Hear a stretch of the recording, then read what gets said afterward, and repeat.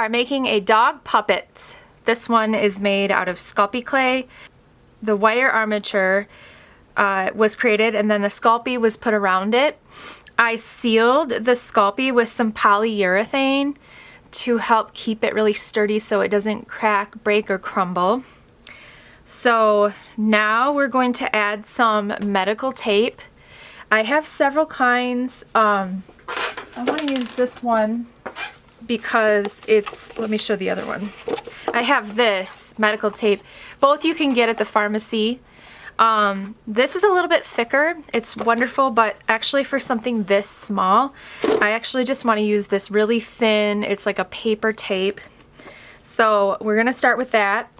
And I have some pulled off here, and then I'm going to cut it. I'm going to cut it so that it's actually thinner because it's such a small puppet. We are going to work with really small materials. This is also going to keep that tape, it can make it so that you're more resourceful with your tape. You can get more out of it. When I'm not using the tape, I just tape it to the edge of my table and then work with what I've got. So now I'm going to wrap this with the tape to keep the parts all together.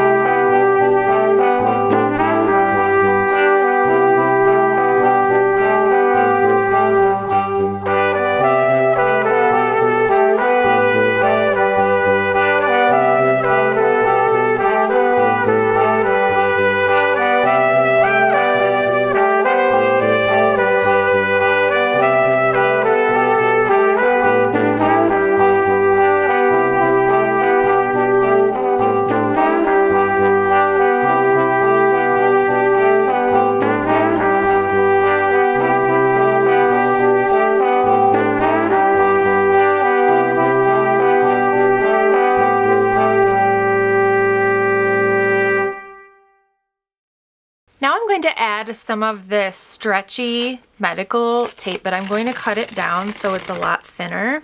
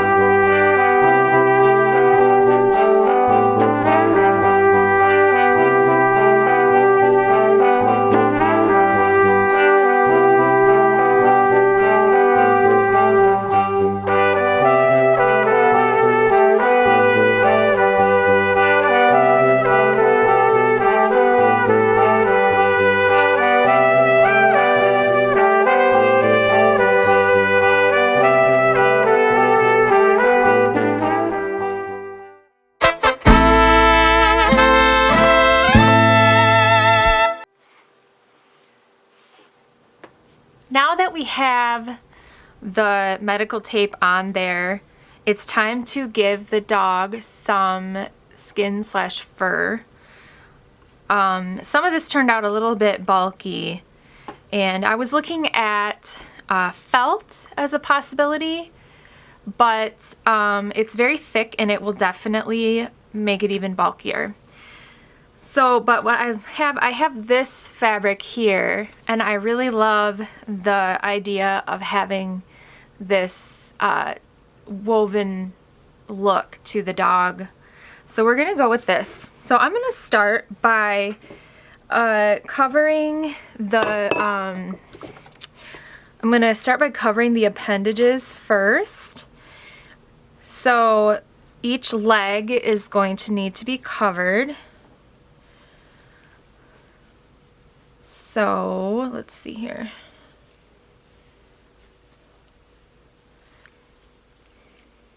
I'm just going to sort of wrap this around like this and then cut it so I'm getting what I need to cover that leg.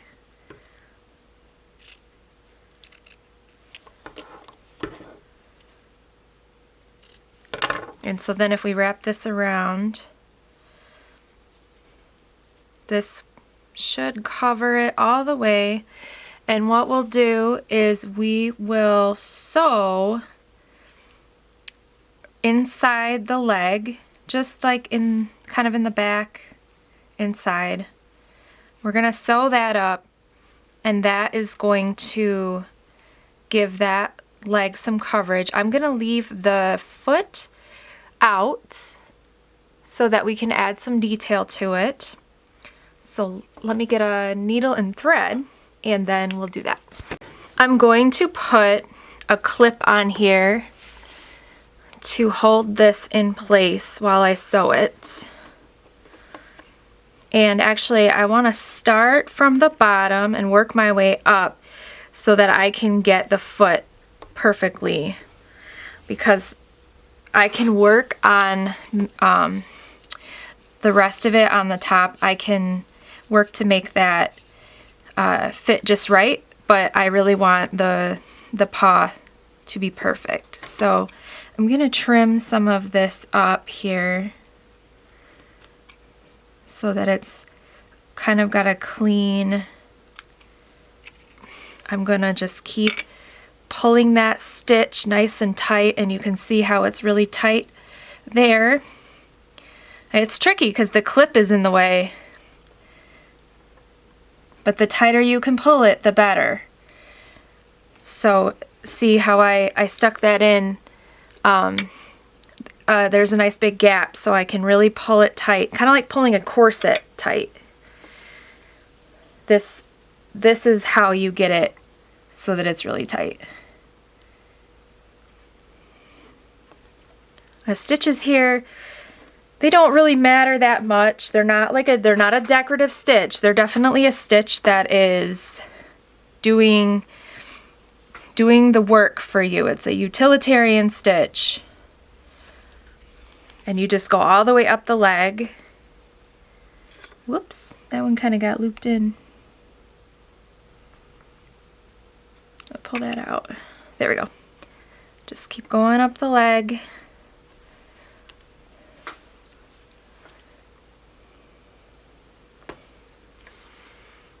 This is a dog, but you can do it for any animal, creature, person. I just want to show a variety of different ways you can make things, different things that you can make.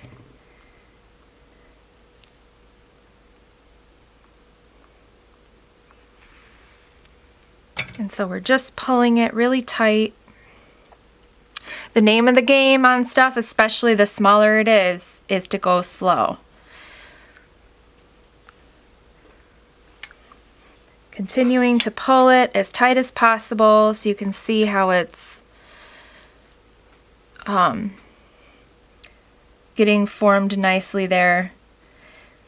If for some reason you can't get it really tight, it ends up being looser than you would like it to be. Look, it got caught around this leg, but you just pull it around. It's okay. You can go back and you can stitch it tighter, which I might do with this one. But first I'm gonna really like pull this up here so that it's giving good coverage to the form. That will be helpful when you go to do the final wrapping of the blue fabric. Let's see.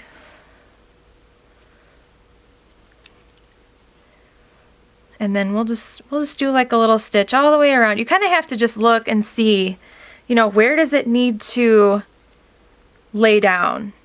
And you just kind of use your needle and thread to sort of help sculpt that shape. All the appendages are they now have the fabric sewn onto them. And now it's time to do the ears. So for the ears, we need to give them a little more shape. So we're going to add some of the felt to give it a shape. I'm going to just cut like a little triangle here because the ears are going to be floppy ears. Because I'm modeling this after one of my dogs, Windsor, as requested by my 6-year-old. Okay, so we're going to add that shape there. So gotta clip this on, and then this way the ears can be animated. Should be a pretty quick process just to get those sewn on.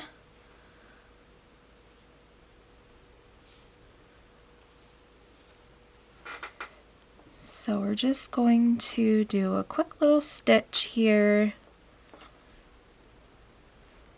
Give it that shape. I'm just going to stitch around. Whoops. Oh my goodness. Ah! Actually, I'm going to stitch through here.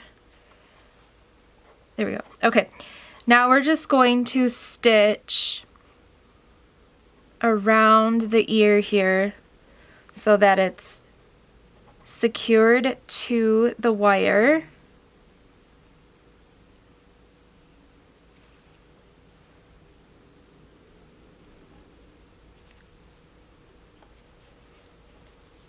Oops, I just realized I don't know if you can see this. Okay, so you can see I'm just stitching around that ear.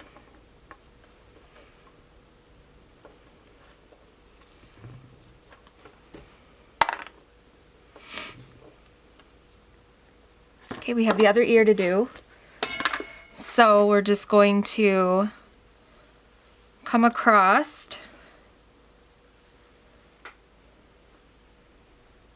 I know he's looking a little scrappy, but again, it's just mid-process. So, I mean, he's gonna have kind of a scrappy feel to him anyway, but he's gonna be covered up. So, with the fabric. So he'll be a little cleaner than what he looks like right now. And again, we're gonna sew around that wire that makes the ear. It'd be hard when it's small.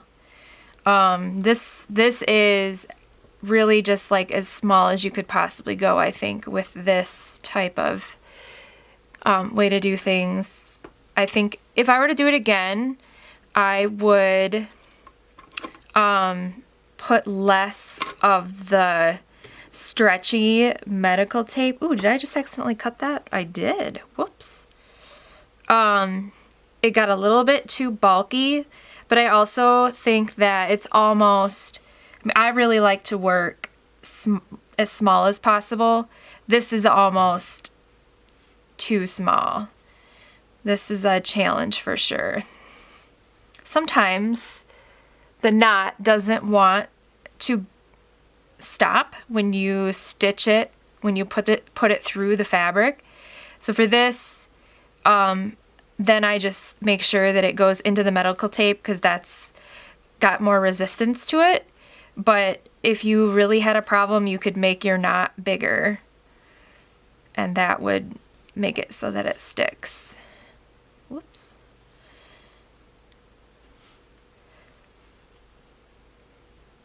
It's tedious to do such small sewing, but trying to glue or use Mod Podge is actually going to stiffen your puppet, and it's not going to be able to be animated as well. You could also use latex, but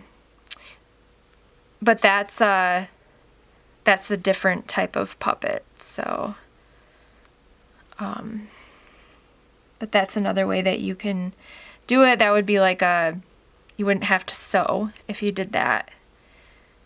Or you could do like more of a foam buildup with that as well.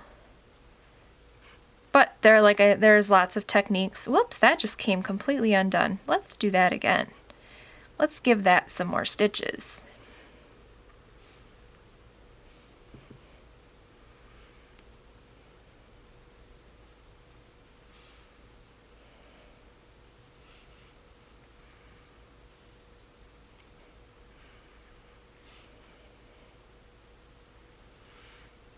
Okay, then we're just gonna go ahead and knot it.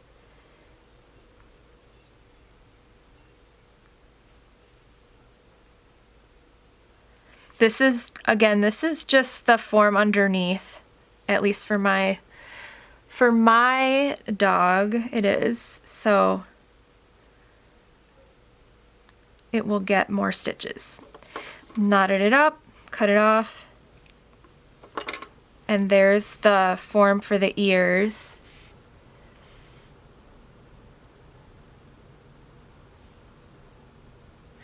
All right, we need more thread, and then we're gonna add the blue fabric.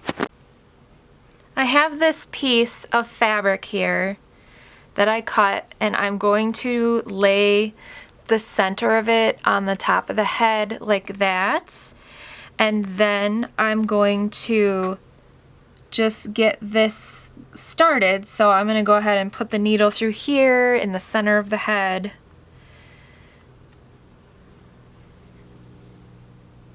And then I'm gonna trim this tail right away because it's,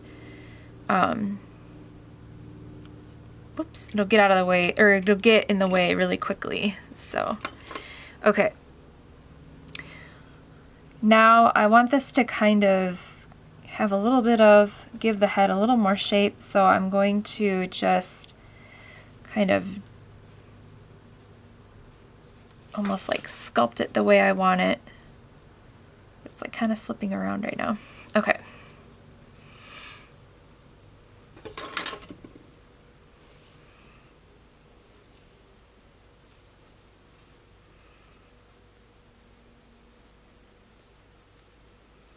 The smaller something is, the more patience it takes. So that's another thing to keep in mind.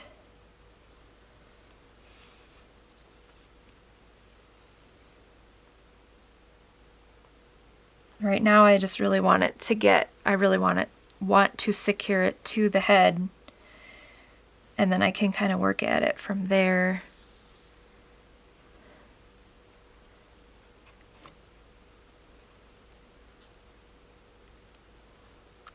I'm just gonna let that kind of be loose right there because I will paint underneath that, and then I'll kind of glue it down and get it exactly the way I want it.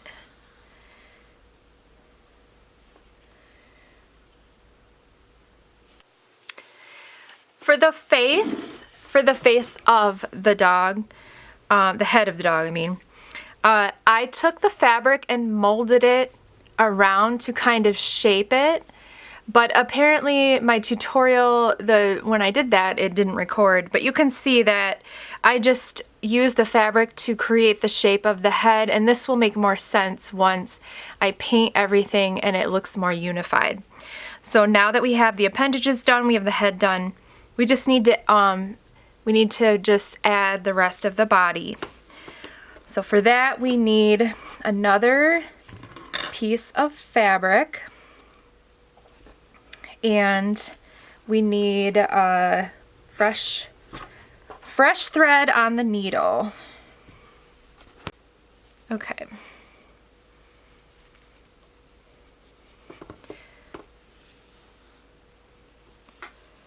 Get this sewn up here.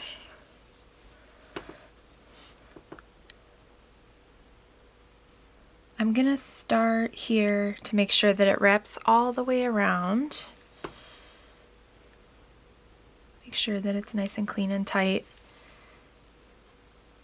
And get rid of that tail right away, because otherwise it just gets in the way.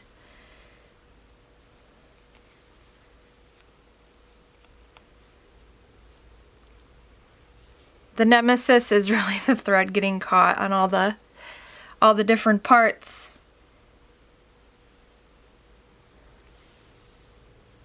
And then this part, again, we want this to be pulled tight as well, so that we can, when we go to pull it up the back side, it pulls taut.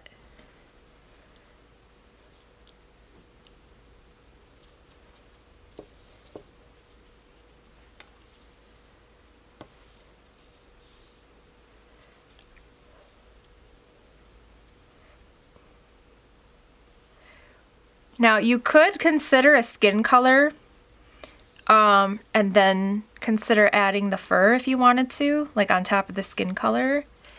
You could, there's lots of ways you could do the fur. You could actually do like, use embroidery floss, sort of like the way you might do like a shag rug, and actually sew the embroidery floss in little knots, little circles that can then be trimmed to look like fur.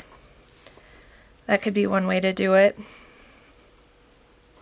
So now we're getting all the coverage here, and we're going to go back and make sure that this gets sewn here.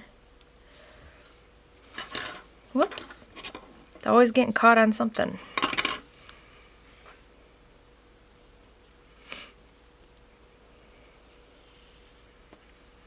And then we'll just go ahead and keep going. I'm going to trim this down because it's just getting in the way.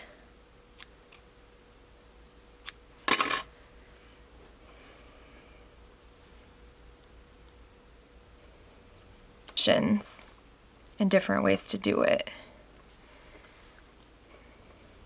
So I'm going all the way around now, making sure it's all getting covered up. It looks to me like I actually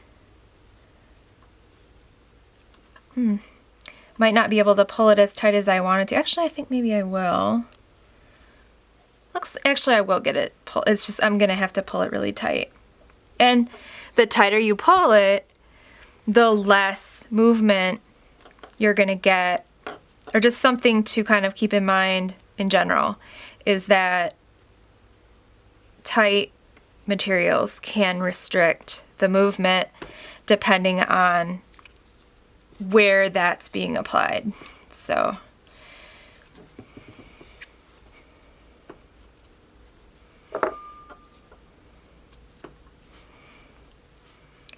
and this is the part we want to close this gap up here.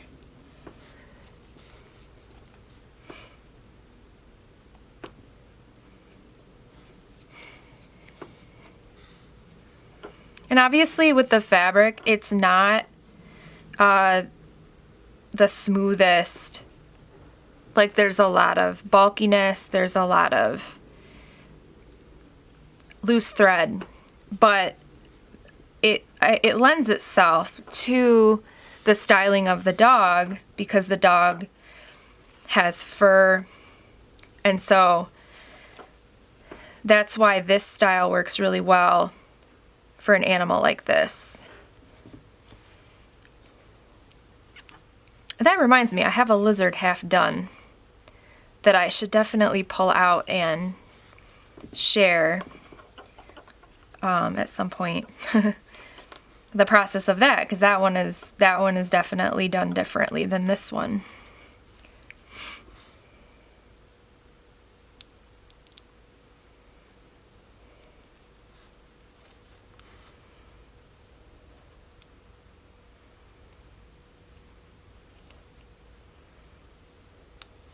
Ow. Ooh, that one hurt. I'm gonna trim that.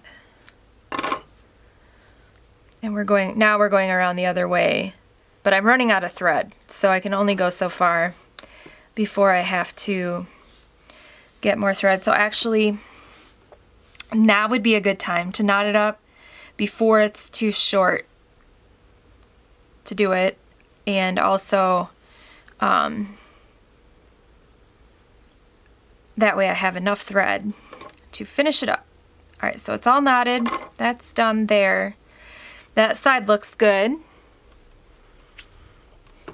I'm going to get more thread. The thread can be a tricky thing because you want to have enough to be able to sew quite a bit, but the longer you make it, the more likely you're going to get it knotted up or caught. So there comes a point where it's like too long to actually be productive. And so you need a happy medium. I find that really the best length is around 2 feet. And so for this, like, because I doubled the thread up, I'm talking about 2 feet doubled. All right, so we're gonna go back over here, get that thread reactivated. This looks like it needs to be sewn up a little bit, so I'm just gonna put it in there, sew it up. Let's cut that tail right away. Traditionally, a lot of times if you're sewing and you have a tail, you don't trim the tail until you're done with the sewing run, but with something like this, I find that it's good to just get it out of the way, because otherwise it can get caught and be hard to get rid of. So the biggest issue here is we have this spot right here that we want to cover up. So we're going to pull this fabric tight and see if we can get that covered up. And as I said, I'm going to add paint to the dog in different parts. So that is going to help with some of the unraveling that's going on. Paint is definitely going to stop the unraveling.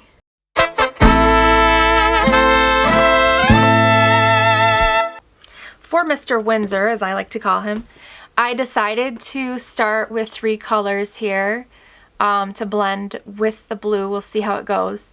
So I have pink, teal, and an off-white in acrylic paints. And I'm not going to worry about the eyeballs right now. I want to get the fur right, and I want to make sure that I have a brush that is going to be just right, not too small, but not too big. Let's see. What would be a good brush? I think this one might be good. Almost a fine tip. One might call it a fine tip. It's not really a fine tip in my world, but and the first thing I want to do is start to get that face to blend in and actually look like a face. The mouth, I'm actually going to add some fabric here and glue it to make it so you can see the tongue. But I'm going to do that after I've done the painting. So I'm going to start by kind of blending my colors together. My colors are kind of an experiment. I don't know. This is just what I'm feeling today. So I'm going to start with this paint color here and then blend it into the fabric and to get some of it wet so that we're not completely doing away with the blue fabric. But this is gonna start to make it so you can see the whole face of the dog.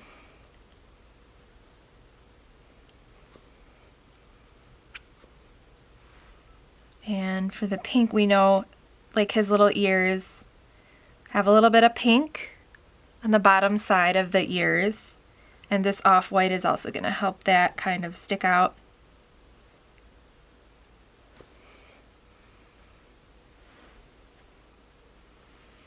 And in here too, just give him a little bit of a thinning the paint out is really good because that is going to keep it flexible. I'm going to add a little bit of this pink to his face, and that's going to help to blend with the blue.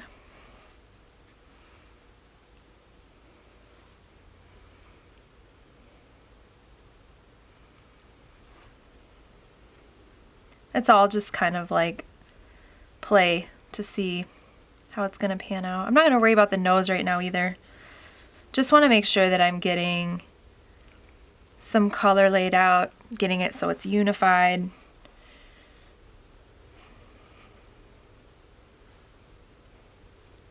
So that it reads more like the dog's head and it doesn't look weird with the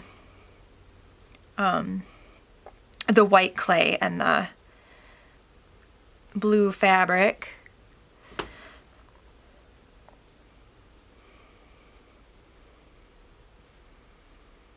Though I do think that it may be good to have just like a little bit of some blue. I'm going to use this basic blue mixed in on the face just so that it reads more unified. And I'm blending that blue with the off-white so that it kind of, let's see. I need a little more blue. That's really bright. Let's put this in there. That's really bright. Let's add some pink in there and see what happens. That's going to dim it down and make it look like almost the color of the fabric. Actually, we need more pink in there. Let's make it feel more like the fabric. It's closer. That's pretty close to the fabric color. So now we can put that on there and blend it together.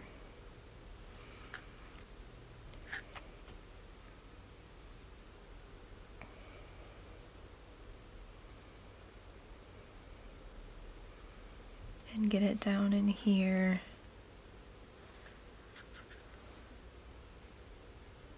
Under the chin.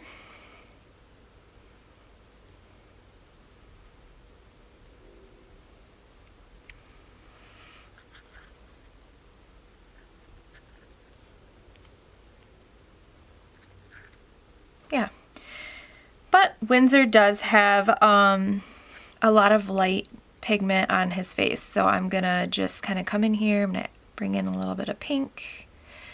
So I should probably clarify, Windsor is a gray dog. I didn't want to start with straight gray, so I started with blue,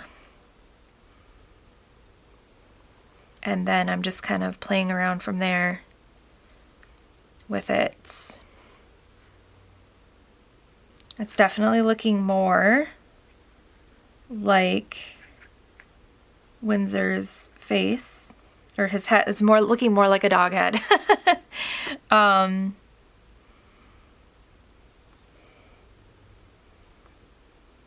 liking it. It's all an experiment, but I'm liking how it's going.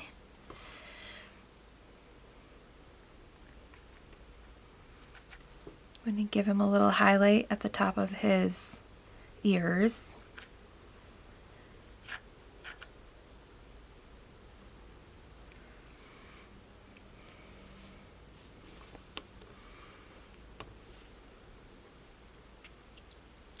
And actually I don't really mind his body being mostly just like solid fabric. I actually don't mind that. I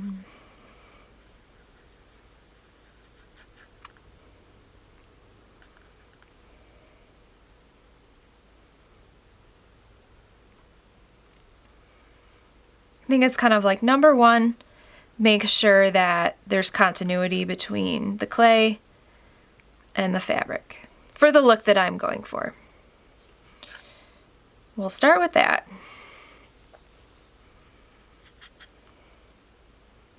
Then check his profile.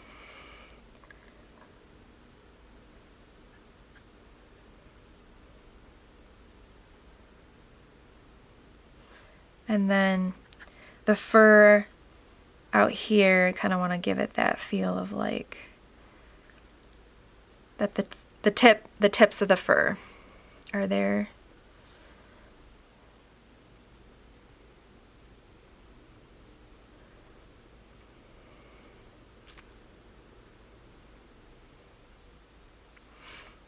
And then we'll lay down the color of the tail as well. Now I could have covered the clay completely, but I liked the idea. I mean, I love mixed media, and I liked the idea of having some clay parts on it as well. So I'm just gonna paint that and then add just like a little bit of little highlight. You can kind of see the fur has some highlight to it. Keep going back over here to get this right.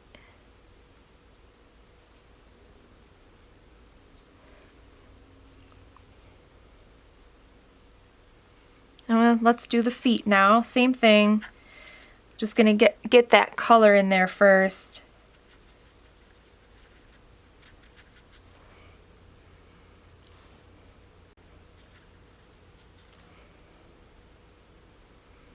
And then from there you can really blend stuff and fix it, add some details.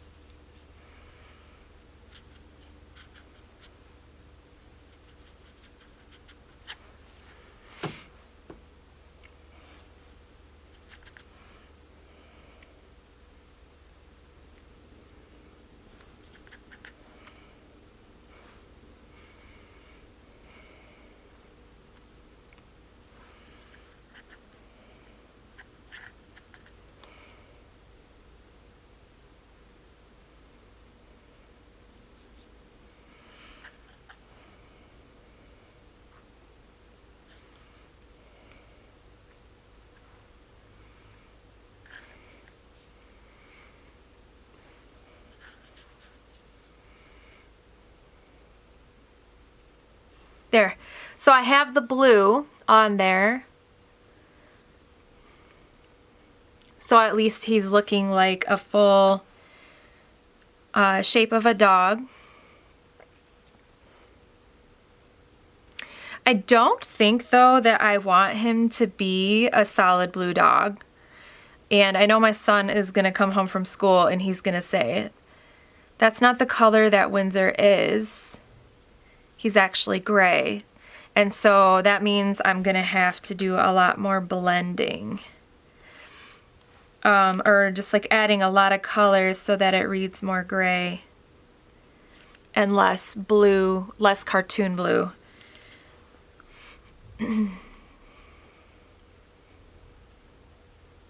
But it's a good start.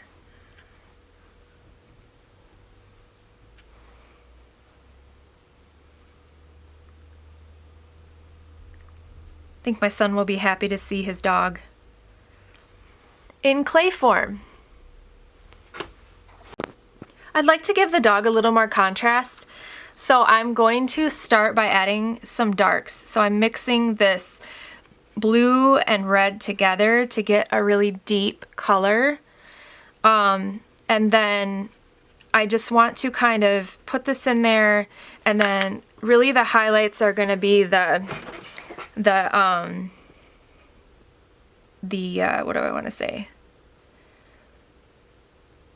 The main character of the show, but I want to start with these darks and then pull the lights out from there. So I'm gonna put that in his eyes, give him a little bit of contrast here, where his fur should be, or like where his tuft is, his tuft of fur.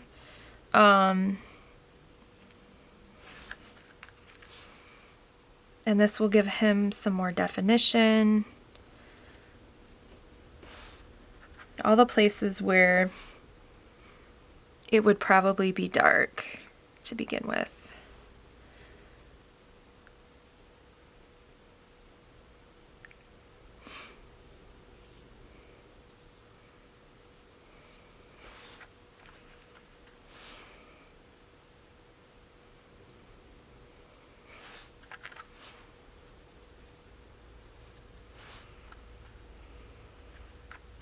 Because that will make the lights pop and they will look really nice.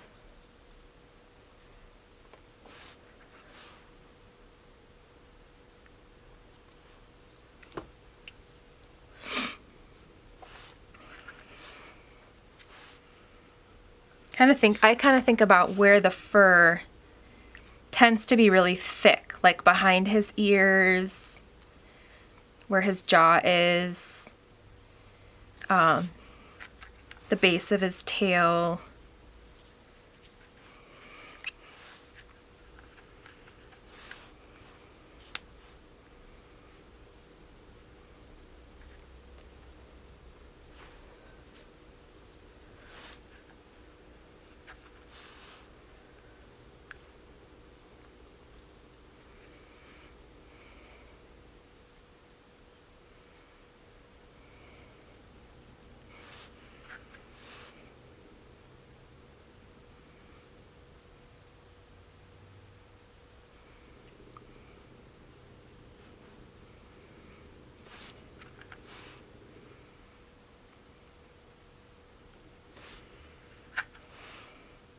The base of his...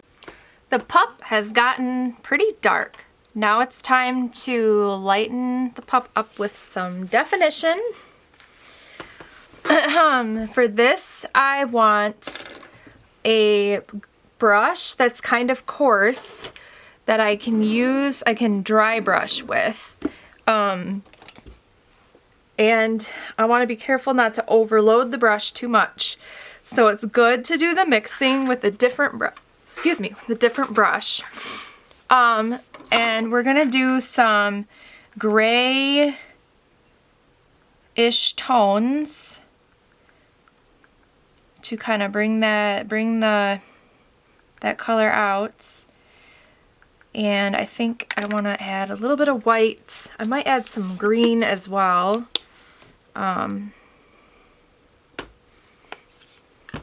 Although I think it's good to kind of do a bit of a medium.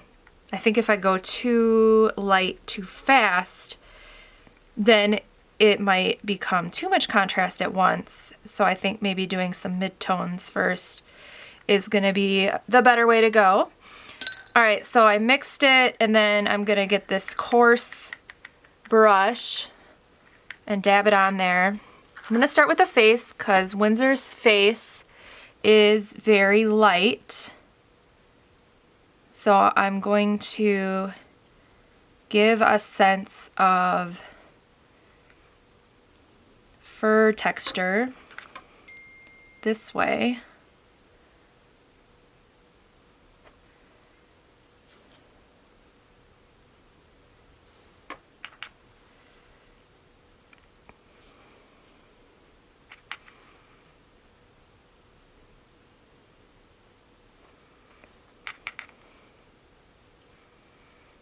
All Alright, so then we'll give him some highlights up here.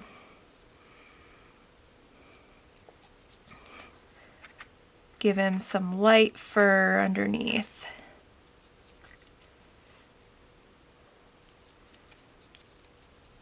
Give me kind of light on the belly.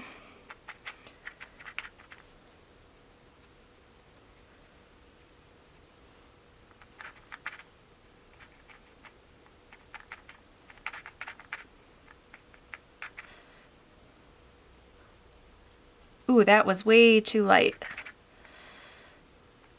Whoops. Let's bring that down a little bit.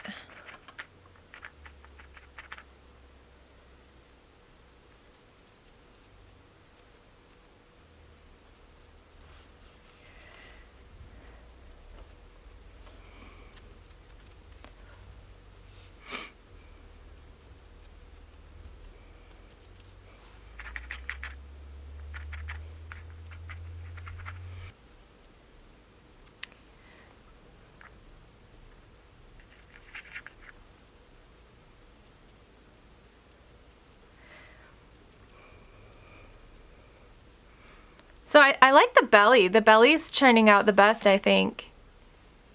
The top could use, because I went lighter on the belly, I think I could definitely go lighter on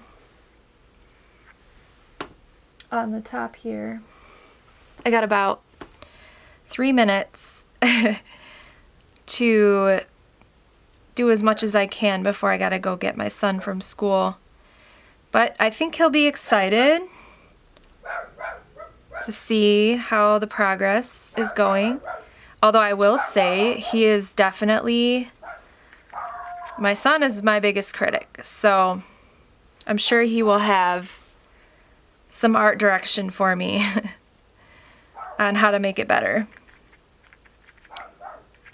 But yeah, he's fun. Whoops. A little more pink than I'd like it to be, I think.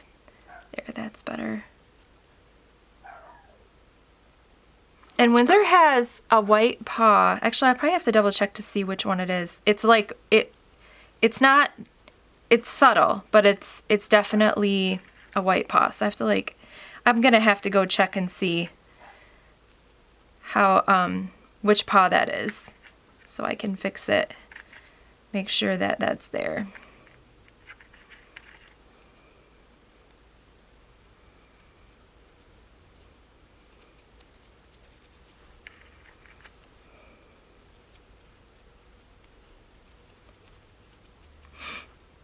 I'm actually pleased with the texture overall here, and how this is going. The only thing is, I think I'm gonna have to add more fabric to the face to really give it the texture that it needs. And I like this teal. I think that really gives it some interest.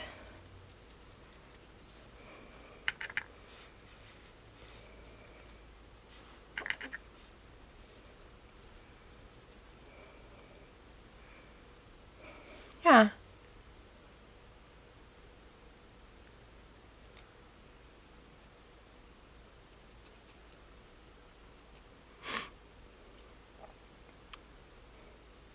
And when it comes to stop motion, so much magic can happen with just the lighting and the cameras. So it just can make a huge effect. It can just have a huge effect on how it really ends up working out.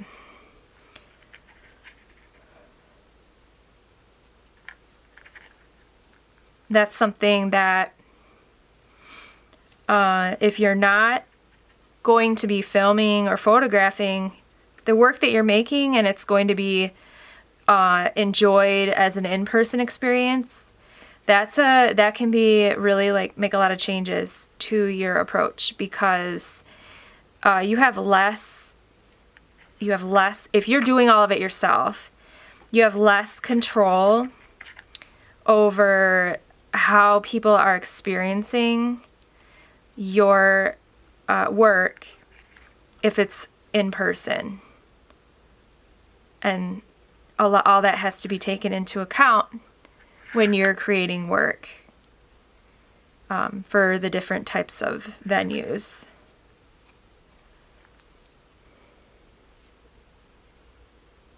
So I just did a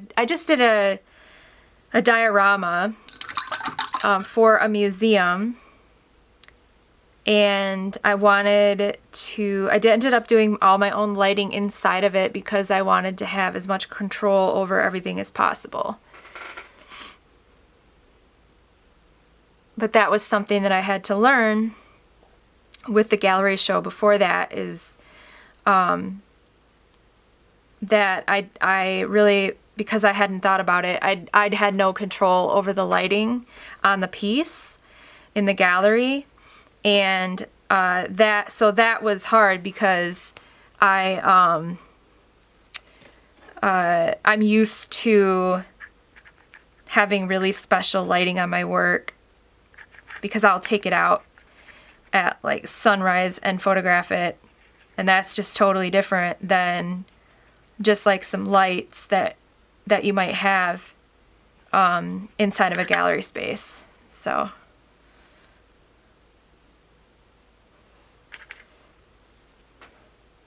I put my brush away, and then I was like, oh, I want to add a little more here, a little more definition.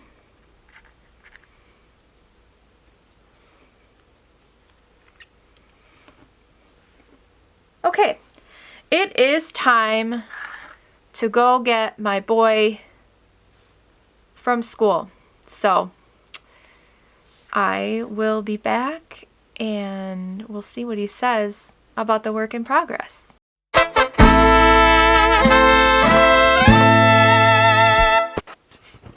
Okay, my son loves it. He actually didn't have any critique. He loves it. Cool. Okay. So, by the way, I made this to be a stop motion puppet, and he asked if he could have it earlier. So that's, I mean, he deserves a lot of things, but I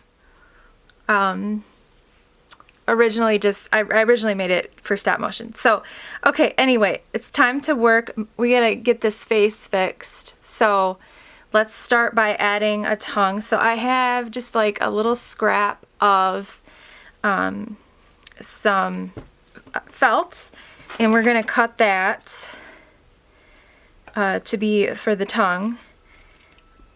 And what we're going to do is we're actually going to make it so that it's going to seal up the back of the throat. So here we're going to actually put it in like this, so the tongue is hanging out. We got to make it a little bit more narrow.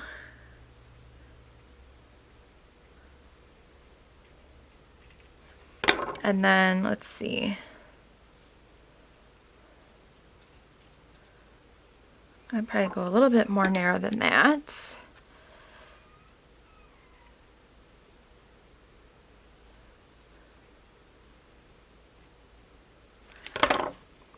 Make sure that it fits just right for the bottom.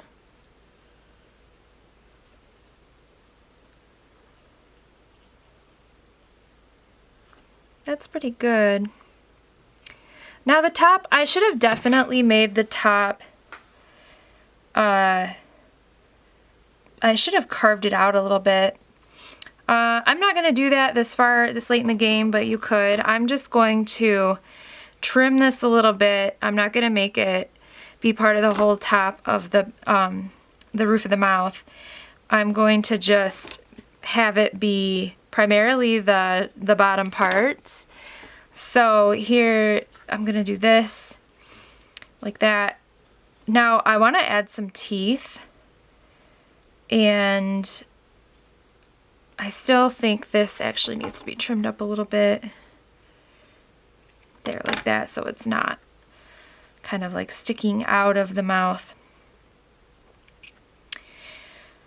So for teeth, I want to use just some upcycled plastic because it will be really durable.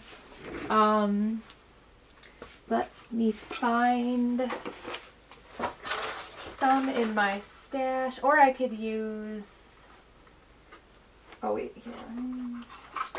Yeah, I'll use this. Okay, here I have the bottom of a container. Probably was like shampoo or something. It's already been used for something else. But I'm gonna trim some of this up because that's how I'm gonna make the teeth. So I need a paper scissors and find a pair. Okay. And then I'm just gonna cut some of this so I have that to work with. And this part's gonna be tricky because it's so small.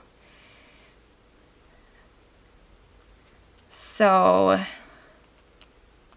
let's see. Might actually be helpful to put a couple of indents. Carve a couple indents into the clay so that there's a little notch for the clay to kind of grip that, the plastic. So I'm just carving this. So this is going to be for the front teeth. Actually, I don't know that I need to have the front teeth, but definitely he needs the side fangs. So we're going to do, we're going to do a little bit right here. Give it a little notch there. And then we'll give a little notch over here.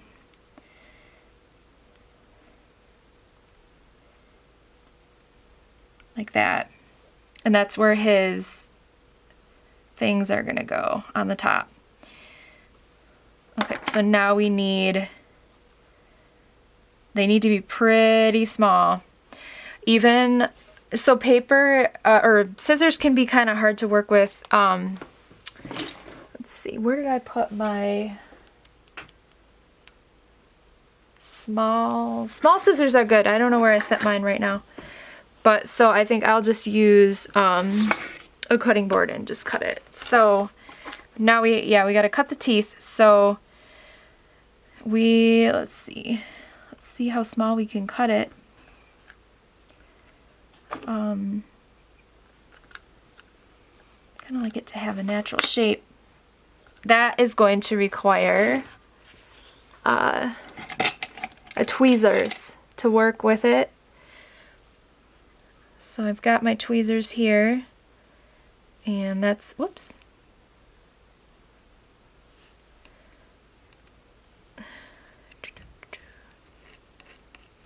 Oh, I can't even pick it up with the tweezers, it's so small. Might need a different kind of tweezers. So it's going to get glued there, but right now I'm just going to get the parts together. So I'm going to do that one, and then I need one for the other side. And I want it to have like an organic curve to it. So I'm going to cut that curve and then trim it like that. So now we have two of those. And then I want some bottom teeth as well. And here he can probably have some back molars and a couple teeth up here. I'm a miniature dog dentist. Okay. Sit back and relax, bud. We gotta make your parts, your teeth parts. Okay, so for that, for the back teeth, really what we need is, we can use this, or we could use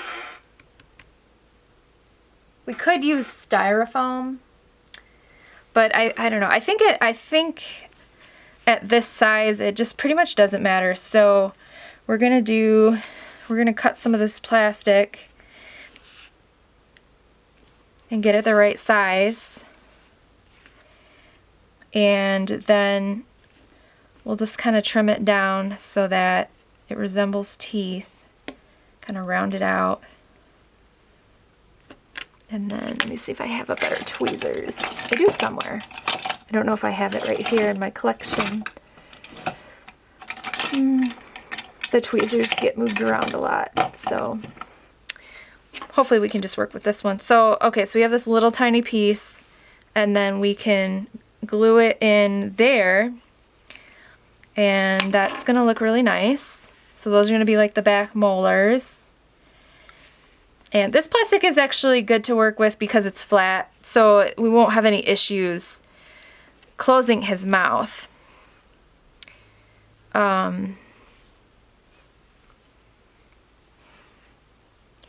And then we'll just round this one out.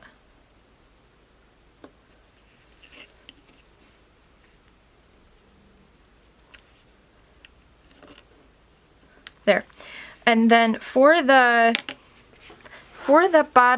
front teeth, so I'm going to put all the parts right here in box 7.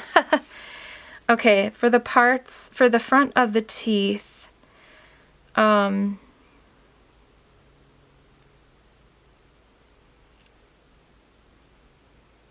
trying to decide if we should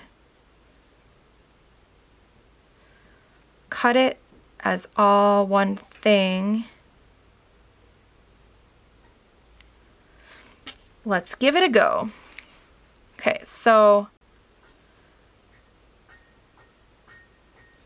let's start by flattening this out. Where are my paper scissors? There. Start with a flat, something flat. Okay, and then it is going to curve. So I think we need to cut, it would be better to start with a curve. So we're going to cut a little curve into the plastic.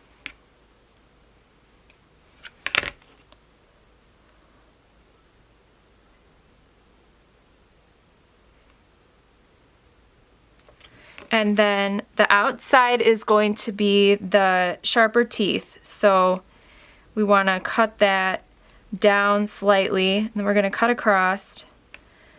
Let's see how we did.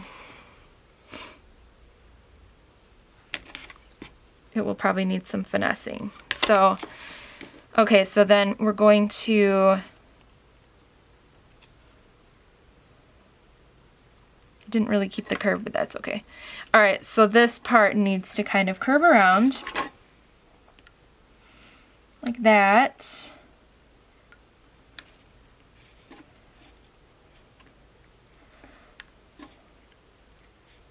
Such teeny tiny pieces. Next week, we're gonna make a microscopic puppet. Let's see, this, we want them to kind of have, it probably doesn't need to be quite so angled. Okay, and then I'm gonna cut that down and give that a little more of a definition there, because these are the bottom teeth, the little tiny bottom teeth.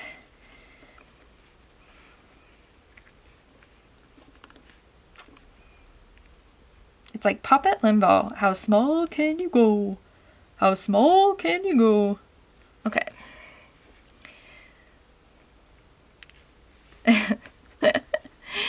Oh man. Ah! And if you drop it, it literally is like something you would just sweep up and put in the trash.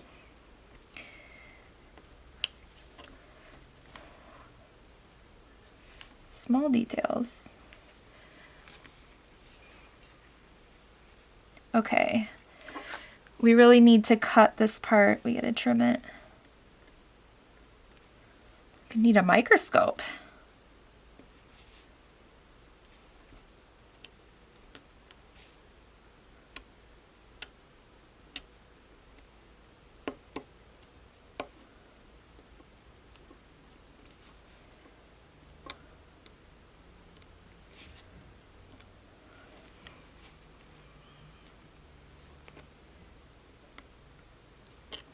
Okay.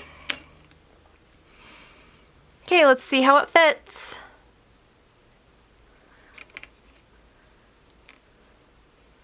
let me try it with the tweezers. Okay, there, now we can see. How does it fit? How does it look?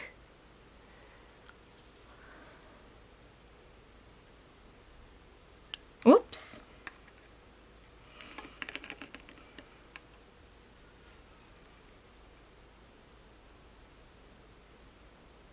Still actually pretty thick for what we're going for. So actually what I'm gonna do, I'm actually gonna trim the bottom of this, believe it or not.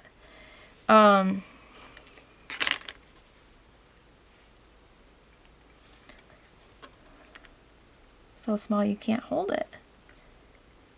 Need my little teeny tiny scissors. I just don't want to look for it right now. That's a little better.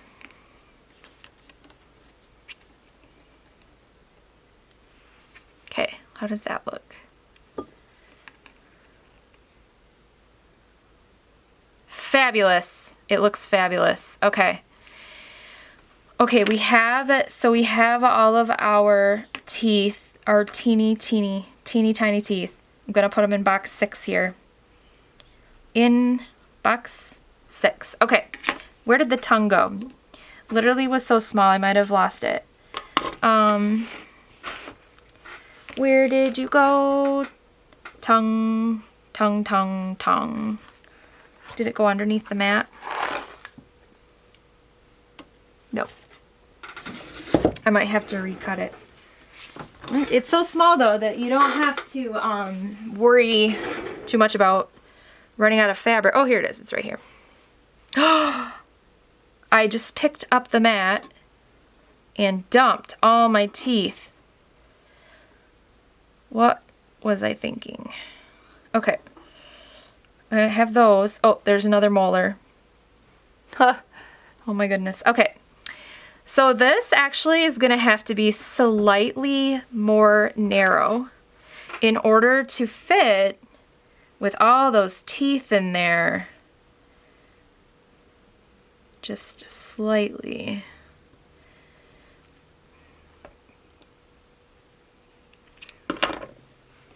So if we stick this in here, we want to make sure that there is enough space for teeth. And actually we need to go a little bit farther with it.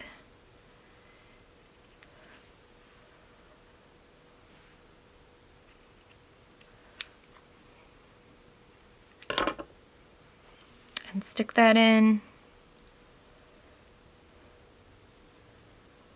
Okay. That is better. All right, I think that's, I think it's good to make sure that the, that everything is painted the right color before moving on. So, the top of the mouth should be like a pink. So we'll do that first. We'll add a pink top. This needs a little bit of yellow to it. Add a little bit of this color.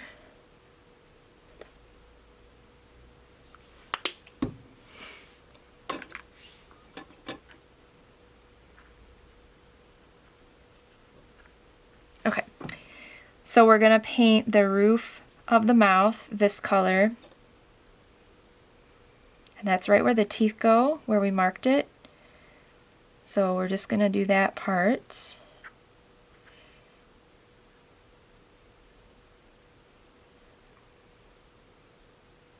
Because the more details we can put in there, the better it's going to look.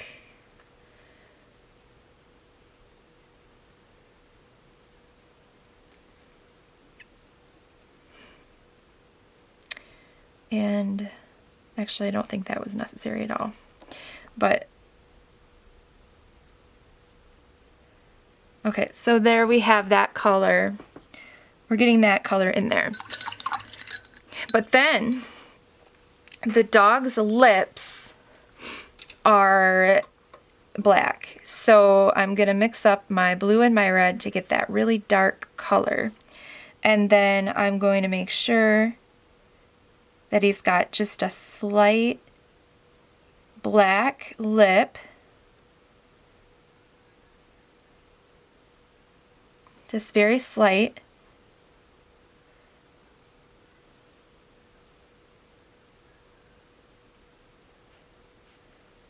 Like that.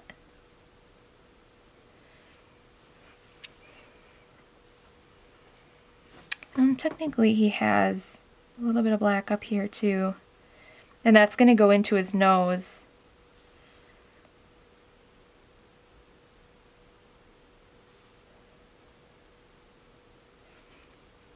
And then his nose is up here. And there's usually like a little bit of space right there.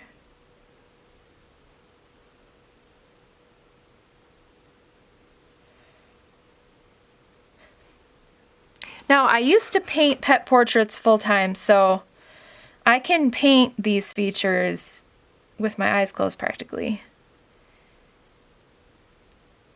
But we'll give him a black nose.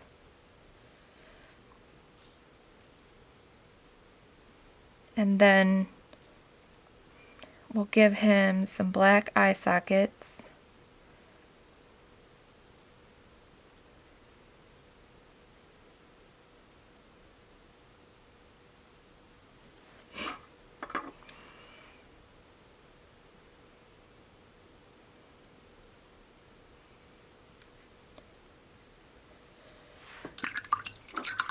Okay, we won't get too detailed on that stuff until we get everything else in place. Okay, so the teeth, we will do, let's do those top teeth first. My glue choice is hot glue, because it it hardens so fast. Okay. So I got to put a little bit of hot glue. I'm going to put it right on the right where the tooth should go. It's got to be just the smallest amount. Teeny, teeny, teeny, tiny. We're going to spread it out. And then,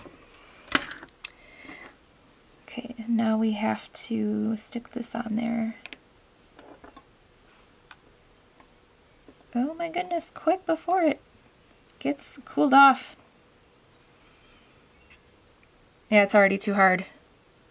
Okay, we're gonna try that again. All right, so I got it in here like that. I gotta pick this off. Okay, gonna put a little bit of glue there. If it doesn't work, I can always go hotter with the hot glue gun. I don't do that very often, because when we say hot, we mean hot. Okay. All right. There's one tooth.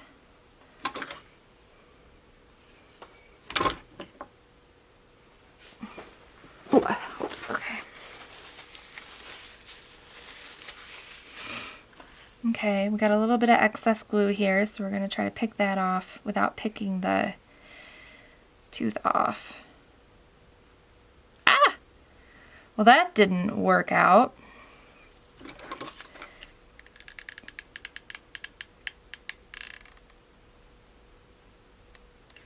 I saw something the other day where people were putting resin, using resin, as a glue for something super small, and I thought that was really smart. So that might be something to think about. I might be thinking about in the future. Or if this doesn't work, maybe I'll do that today. Let's see. I have super glue, but I find that it just doesn't stick. Let's try that. We're going to try this one more time. And if it doesn't work, we're going to have to do something different. And I probably should have cut that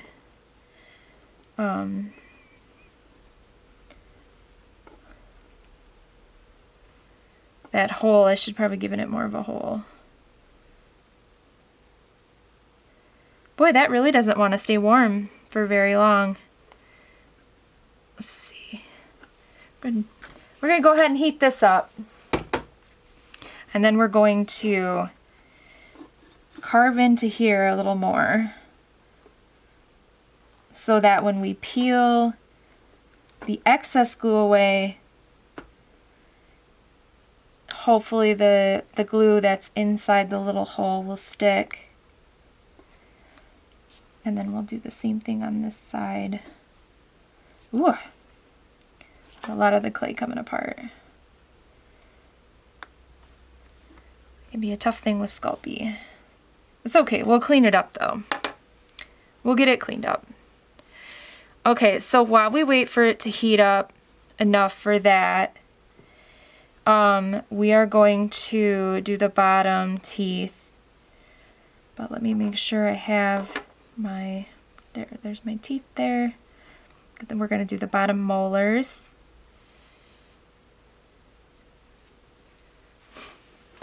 Okay, same thing, we're going to put it down here.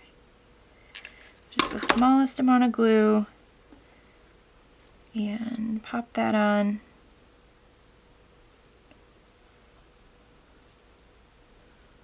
There. Okay, there's one. It does not feel secure though. It needs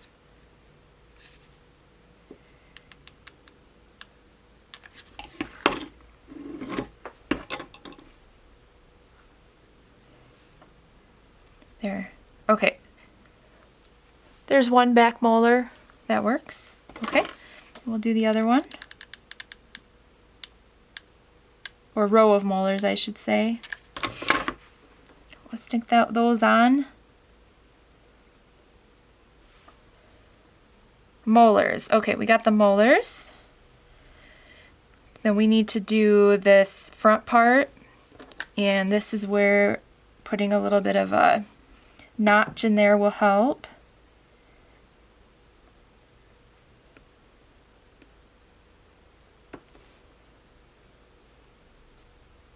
Ooh, that one didn't want to stay on.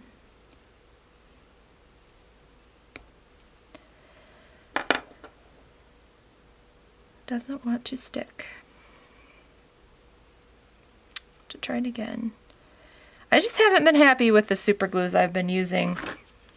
They don't seem to actually stick anything together. That's been my experience.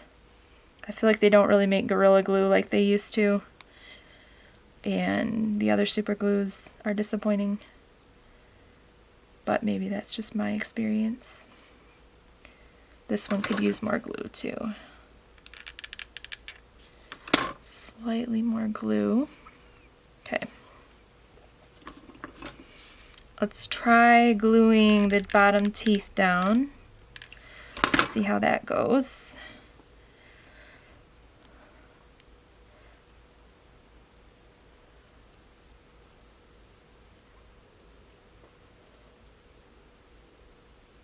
There. Okay. So all we have left is the teeth on the top.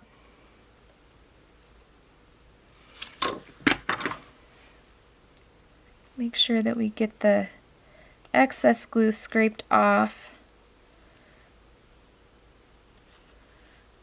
And then the top teeth though are not affected by the tongue. So we'll go ahead and get the tongue put in.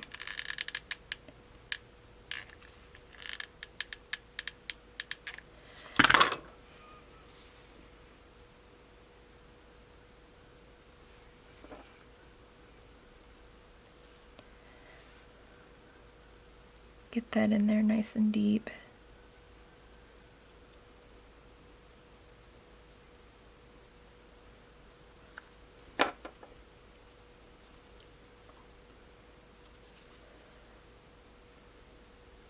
Might have to paint some of the teeth in a little bit because it looks a little bit empty.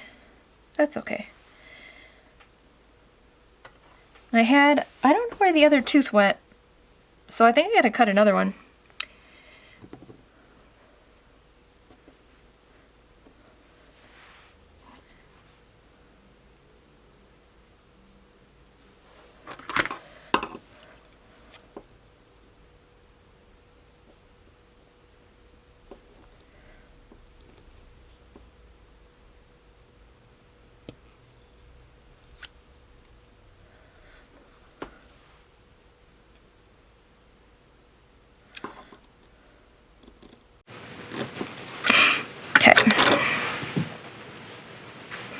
This one still needs, I think, a better notch.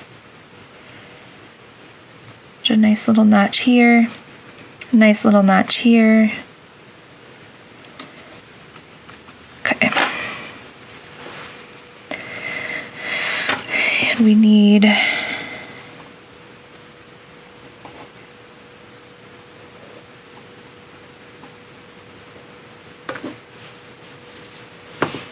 this is where it's tricky. Kind of have to have it all happen at once. Okay, put the glue down. Smallest amount of glue. Oh no, I totally just like lost it. Okay, well let's try this one instead then. Just like flung right off of there. All right, there's one. We'll just leave it like that. And we gotta trim one more. I know it's looking rugged, but we'll clean it up and it'll be good. Photograph it with a macro lens.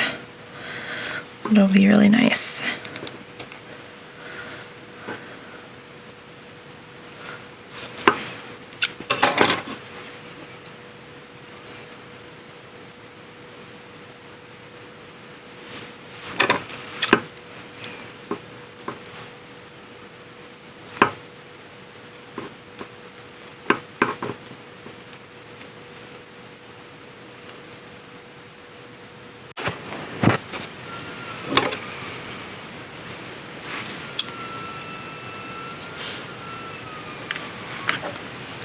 Okay, I think we need the cutting mat again.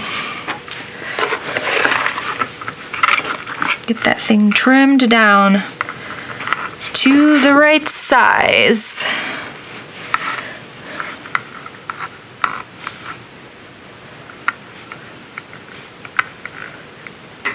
Huh?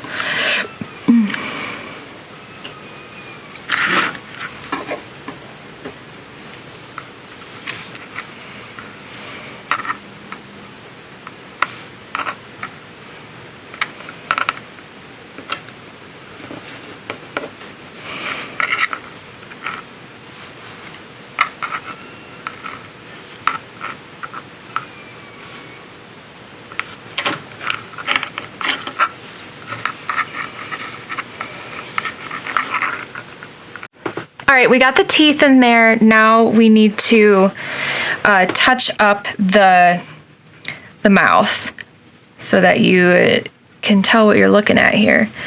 I need a couple of colors here to finish it up. So the roof of the mouth is pink. So we'll start with that. And we need a nice, very small brush. Okay. Whoops.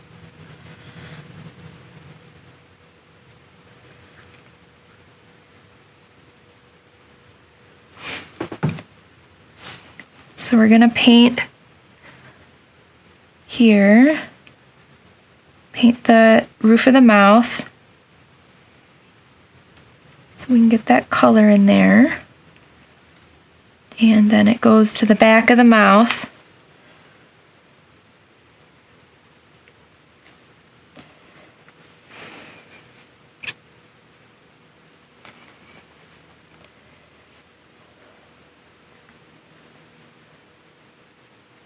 And then as it goes back, this is where it needs to get really, really dark.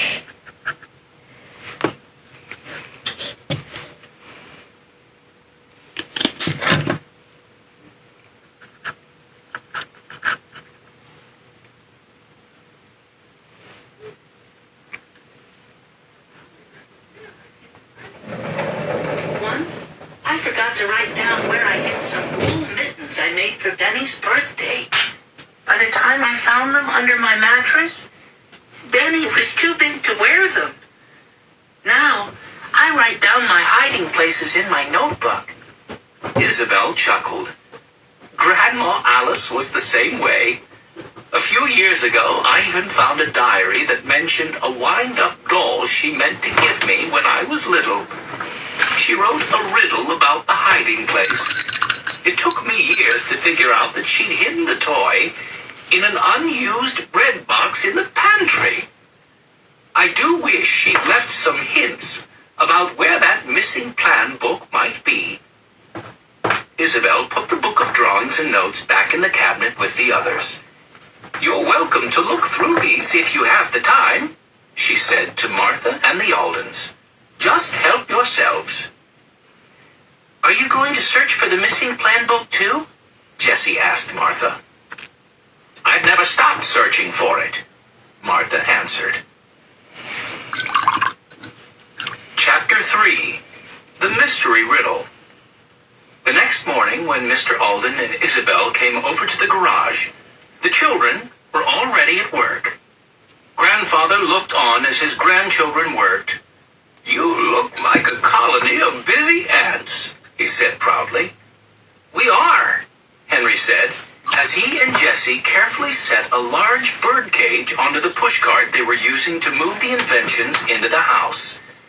Violet was checking that each entry included the inventor's drawings and directions. Benny was trying out a shoe polisher that worked with a pedal. Isabel pointed at Grandfather's empty car in the driveway. "We just came over to say goodbye. When we come back in a few days, that car is going to be filled with Grandma Alice's inventions and artworks that collectors are lending us for the convention." "Aren't you ever going to take off your flashlight hat?" Grandfather asked Benny when he came over for a goodbye hug. "You don't want to wear it out before the convention even starts." Benny patted his hat. "I need it to see in back of me, and in dark places, even when I'm busy. By the time we return, I may not even need Mr. Percy," Isabel joked. "You children are awfully clever at figuring out how all these gadgets work." She checked her watch. "We'd better head out now. I left sandwich fixings and fruit in the refrigerator, bread in the bread box, and homemade cookies in the cookie jar in Grandma Alice's house. If you need anything else, just ask Martha. So long now." "So long," the children called out. "Okay, let's get these pieces into the house," Jessie told Henry. "I'll hold things steady while you push the cart." She admired the large bird cage, which was designed to look like a little theater. It even had a flowered cloth that lowered down like a stage curtain. "This will look pretty in the library." Henry and Jessie balanced the bird cage carefully. They didn't want to disturb any of its moving parts. Violet and Benny ran ahead and held open all the doors. The older children rolled the cart into the house without bumping into any walls or doorways.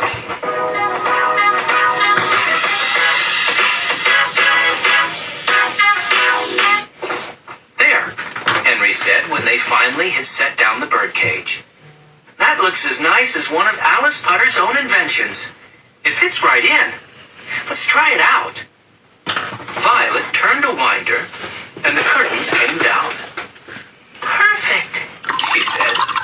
"It works just the way the directions say. All it needs is a bird inside."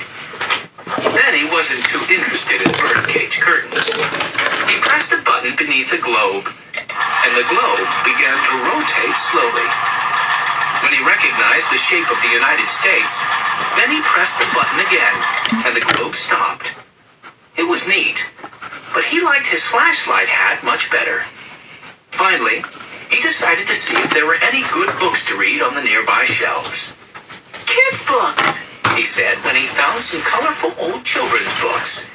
"May I look at them, Jessie?" "Sure," she answered. "Miss Putter said we could use anything in the house." To his delight, Benny discovered that all the books on one of the low shelves were for brand new readers like him.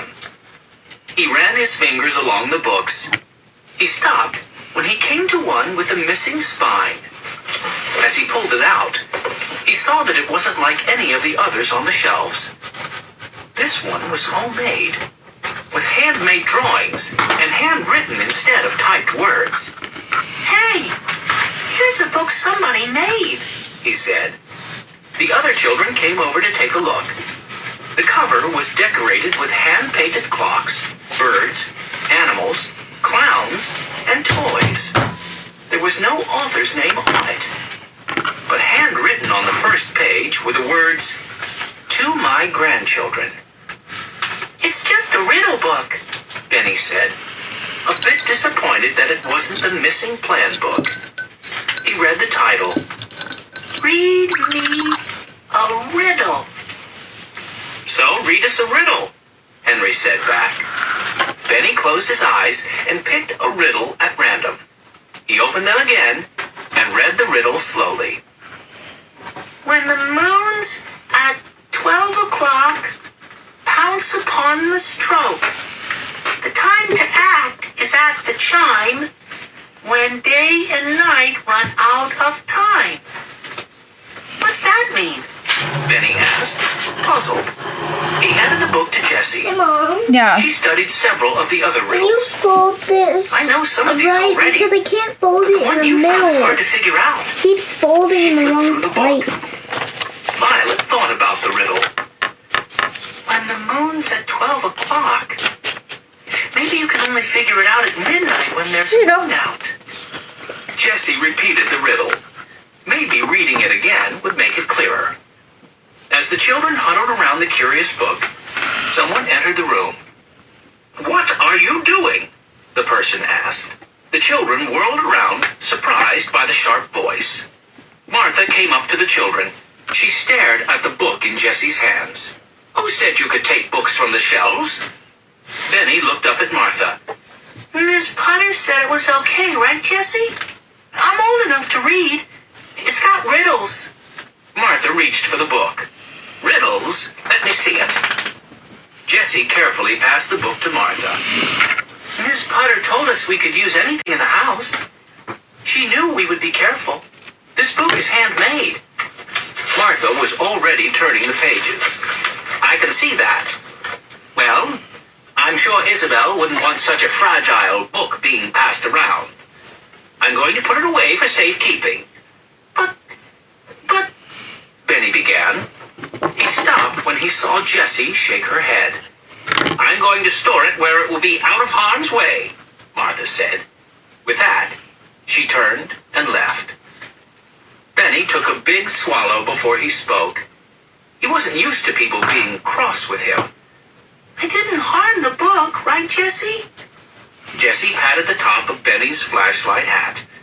"Of course you didn't. But I didn't want to upset Martha. Maybe we can draw and paint our own riddle book when we get home," Violet said to cheer up Benny. "That will be a good project for a rainy day," Henry said. "Now let's just finish up a couple more things in here. We'll think about lunch after the clocks sound at noon." Benny heard his stomach rumble. "I already have a clock inside me that says it's lunchtime. If we're quiet, you can hear it." But the Oldens heard something else. "Where's that coming from?" Jessie asked. "It's going faster," Violet said. "What's on the other side of this wall?" Jessie scrunched her forehead. "Either the big coat closet or the entryway. I'm not sure. Let's go find out. It's the same sound we heard last night. But now it's not windy out. Must be something else." The children left the library. The tapping sounded closer. Henry pointed to the closet door. "It's coming from in there," he whispered. "See? There's light coming from under the door." Jessie went up and knocked. "I've got my hands full," a voice answered. "Just push if you need to come in here." When Henry opened the door, the children found themselves facing Mr. Percy. He was huddled over a small table in the closet. He held a tiny hammer in his hand. On the I table just lay made a bent iron a hinge different next to an open kind of jewelry way that's box never been with used a circle as a of paper dancers in the airplane. middle of it. Oh, that's cool, bud. He Like a asked without paper turning airplane. around. Coming up with your own way to do it. Look at work. The hinge to one of Alice Potter's jewelry boxes is bent, and I mean to unbend it. Dust will get into the parts if I can't get the top to fit tight. What do you need in here? Nothing, Henry said. We heard tapping and wondered where it was coming from. I guess it was you with that little hammer. Violet stepped closer to Mr. Percy. That hinge is so small. Is it hard to tap it into shape without breaking it? Mr. Percy looked at Violet. For a second, he almost seemed as if he were going to show her how to fix the hinge. Not if you know what you're doing and you don't have 4 children barging in. Yesterday it was dogs, now it's kids. Can't a man work in peace around here? We'll be quiet and still, Violet said in her sweet way. I would just like to see how you fix things. Mr. Percy pushed his magnifying glasses up on his bald head. There's not enough light for a man to work around here with 4 other people looking on, he grumbled.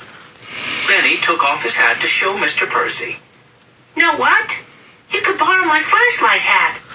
I made it by myself. Well, almost by myself. Violet helped me sew on the mirror. Mr. Percy put his glasses back on his nose.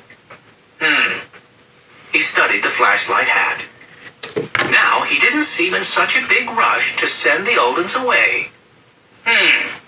He repeated. He handed Benny back the hat. I don't need to borrow it. I suppose you can stay. Thank you, Violet said. I would love to watch what you're doing. I made a crayon saver for the invention convention. I think I need a thinner, longer screw to go inside the lipstick tube I'm using to hold the crayon stub. The screws from Grandfather's toolbox are too big.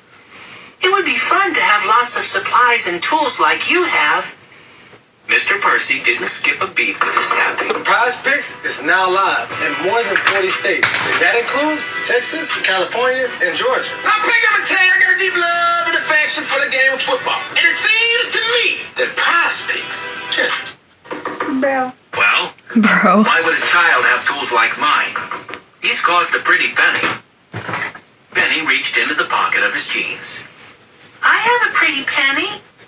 He hoped Mr. Percy would get the joke. Here. Before Mr. Percy could take it, the penny rolled off the table into an open cardboard box on the floor. Benny bent down to find his coin. Hey, why is this here? He asked. It's one of the invention boxes from the garage. Mr. Percy stepped in front of Benny. Leave that be. He reached into his own pocket, then put a penny on the table. Take this one. Now we're even. I don't want anyone going through that box or anything else in here. Benny's mouth fell open, but nothing came out. Nope, now you all have to leave. I need to finish with this, Mr. Percy said. You're blocking the light with all your heads and hats and such. The Aldens turned to go out. Violet looked back. She hoped Mr. Percy would help her with her invention another time, when he wasn't so busy. But Mr. Percy was busy. He cut a long piece of duct tape from the roll in his toolbox. He quickly closed the cardboard box and taped it shut. The box was sealed tight. Benny wasn't going to get his penny, that was for sure. Boy, Mr. Percy works at the strangest times and strangest places around here, Henry said, as he walked back to the garage with the other children. I know, Jessie said. I wonder if he was working and making tapping sounds just like now, that first night we were here. Don't Do you forget know we told that Miss it's Butter one of those that he heard the gliders scarecrow that squeaking you during can the see night. that, Oh, that's cool. Maybe and he I'm just thinking thinks of about taping a normal fixing minifigure pretty on things there. and forgets the top, Well, Violet said. that might be heavy. Sometimes, if I get ideas when I wake up at night, I want to get up and draw them right away.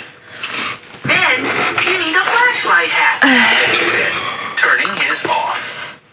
The Oldens returned to the garage to tell Martha they were going to lunch. Martha looked up from the papers in her hand. She was counting out loud. 9, 10, 11, 12. This is the third time I've had a box missing. How many inventions did you bring over to the main house? 11, Henry answered. I counted them. They all had forms attached too, Violet said. I matched and counted every one. looked over Violet's shoulder.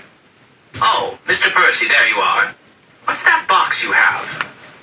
Mr. Percy walked past the Aldens, straight over to Martha. He handed her a cardboard box sealed with duct tape. "I found this in the house. Thought you might need it. Can't imagine why the delivery truck dropped it off there." Benny looked at Violet with wide eyes. But, he whispered, "that's the box my penny fell into. Only it didn't have tape or anything."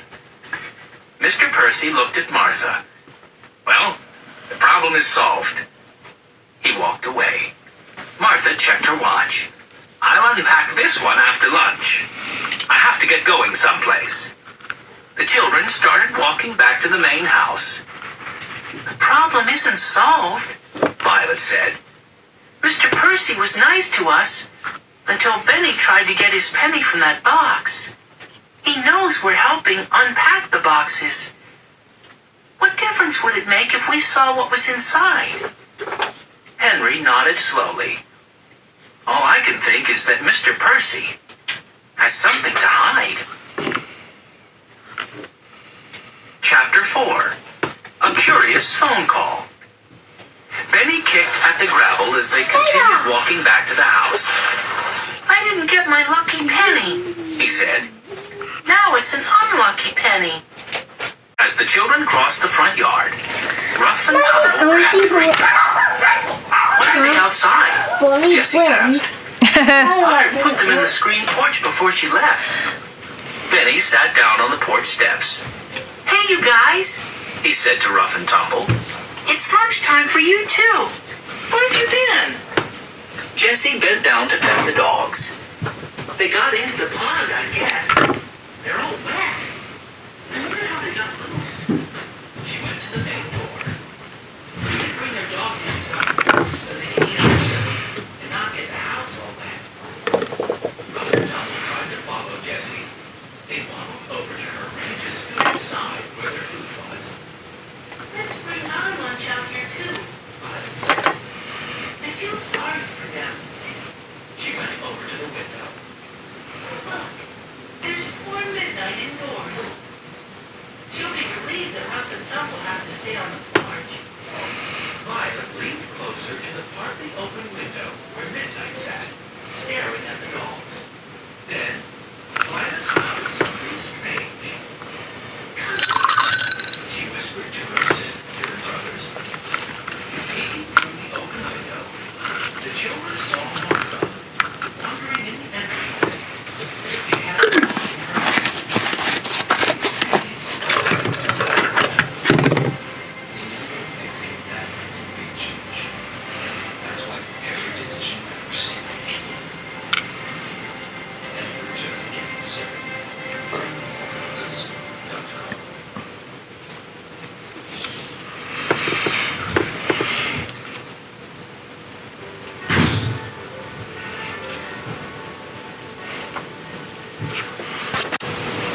Half of me is part of the day, half of me is clear. Pick me up, then turn me down, for passing time to appear. Jessie motioned everyone away from the window. "It's one of the riddles. The answer is an hourglass," she whispered. "Martha must have been outside here just now. Didn't she say she had to be someplace? Let's wait a little bit to see what she does." They didn't have to wait long. A minute after all the clocks stopped their noisy dinner-time sounds, Martha came out to the porch. "What are you kids doing here?" she asked. She was empty-handed. The children saw something sticking out of her jacket pocket. Henry stepped forward. "We came to make our lunches. Would you like some too?" "You should have asked me before. I thought you said you were going someplace." "I was, but it was noon, so Martha didn't finish. Well, yes, noon is lunchtime." Then he looked up at Martha. Maybe she would be happier if they all ate lunch together. "You could have one of my cookies in the cookie jar." Martha hesitated before speaking. She seemed confused by all the elements standing there. "That won't be necessary," she said. "I usually eat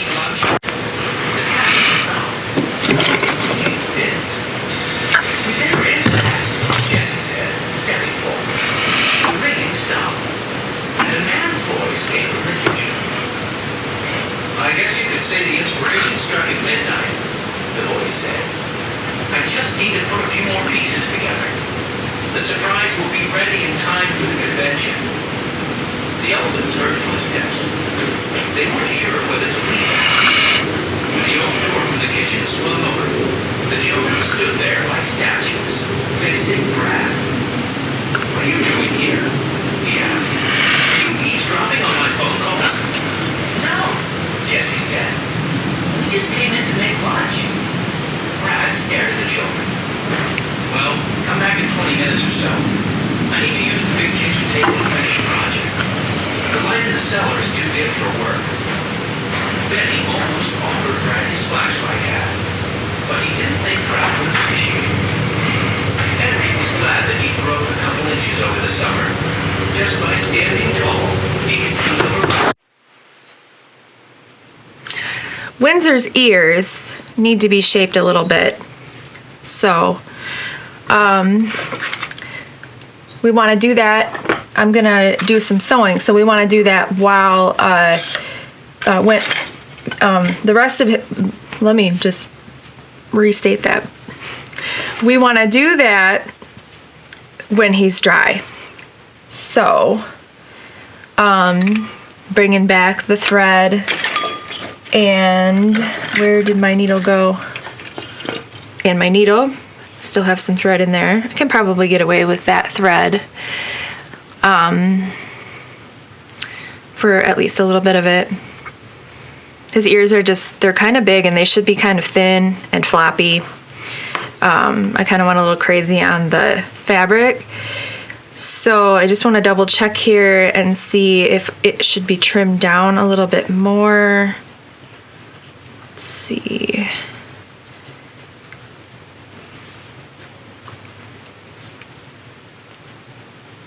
Could be trimmed down more.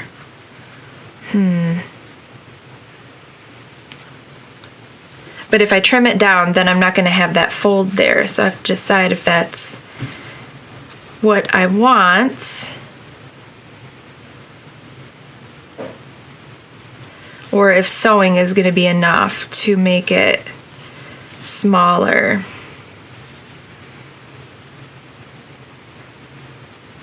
Well, I think I'm going to try sewing it and see what happens.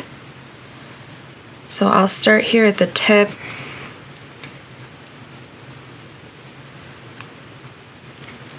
And then I need to cut that tail.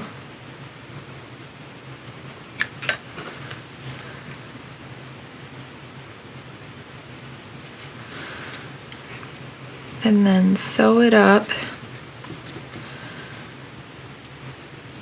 These are going to be really, really small stitches. Because it's a small puppet. So I want the stitches to be at scale.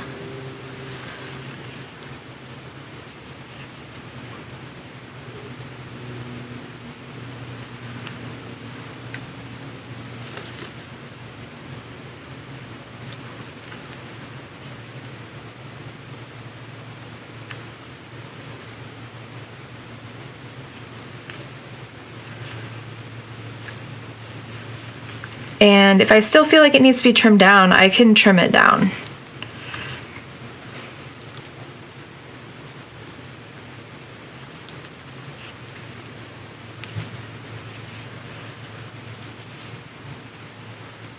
But that does seem to be making it at least a little bit thinner.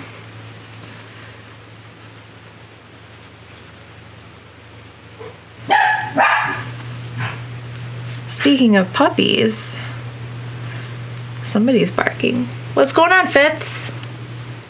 Who are you barking at? That's my other dog, Fitzy. His full name is Fitzgerald, but I mostly just say that at the vet and when he's in trouble. He goes by Fitz or Fitzy, and that would be Windsor's brother. And when I say brother, I don't mean it sentimentally. That's his actual brother. They are litter mates. But Fitz is black. Windsor is gray.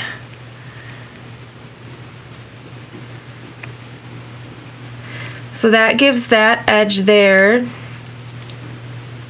makes it a little bit crisper. The little wire that makes his ear so that you can animate it is sticking out a little bit. I'm gonna do a little more sewing here to really kind of get this flattened.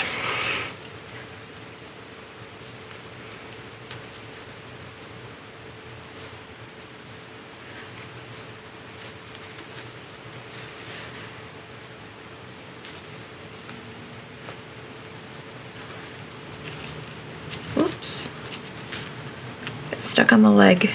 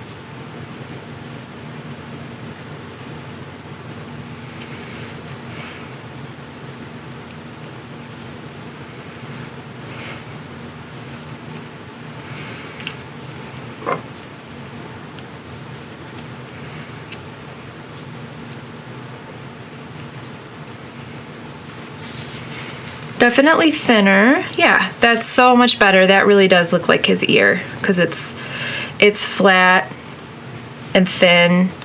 But I need to go back and see this wire continues to pop out. So I'm gonna go back and just kind of sew that in place so it's not popping out.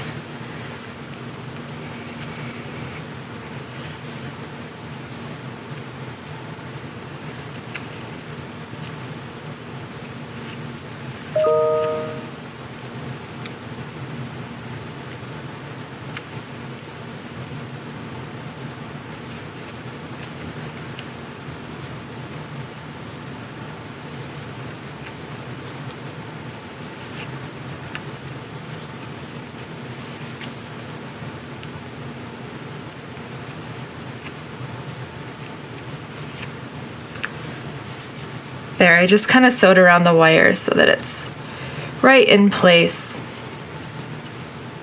I'm much happier with that. It can go up, it can go down, much better. All right, so now I just need to knot it, but I'm gonna knot it on the inside, I think.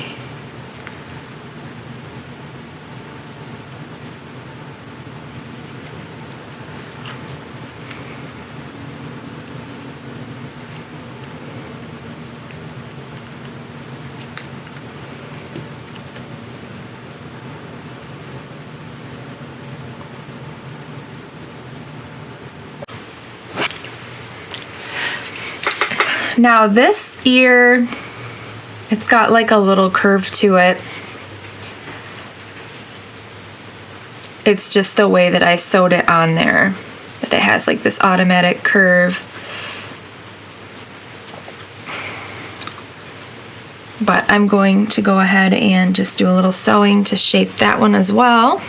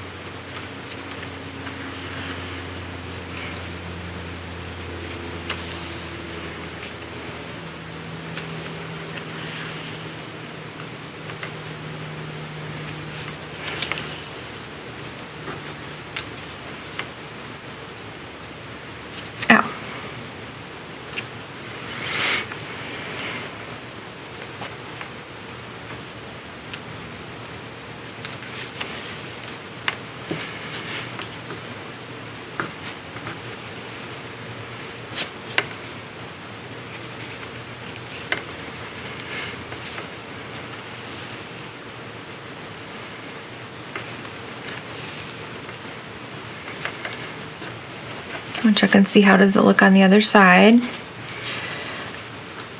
This is where I want to do more shaping to it.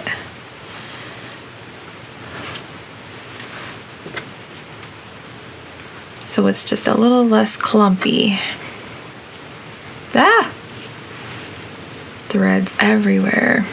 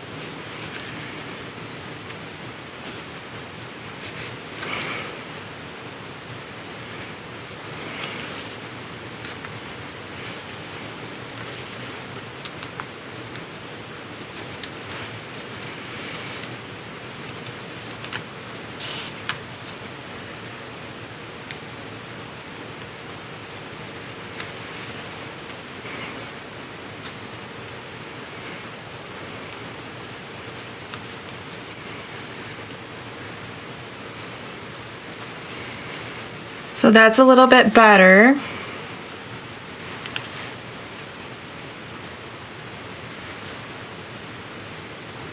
The wire on this side is a little smaller.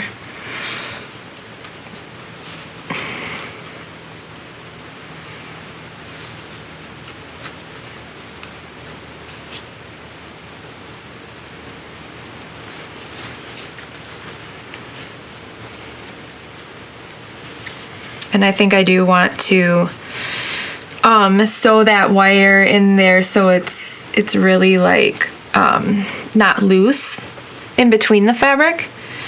And also just, again, making that ear a little bit thinner.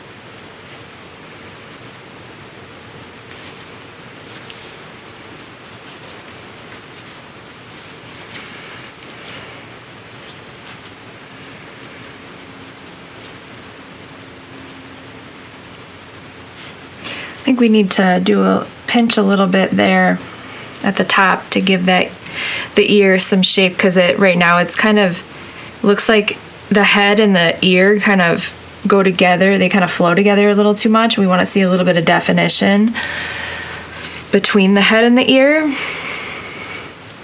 So I'm just going to sew this to kind of tie that down.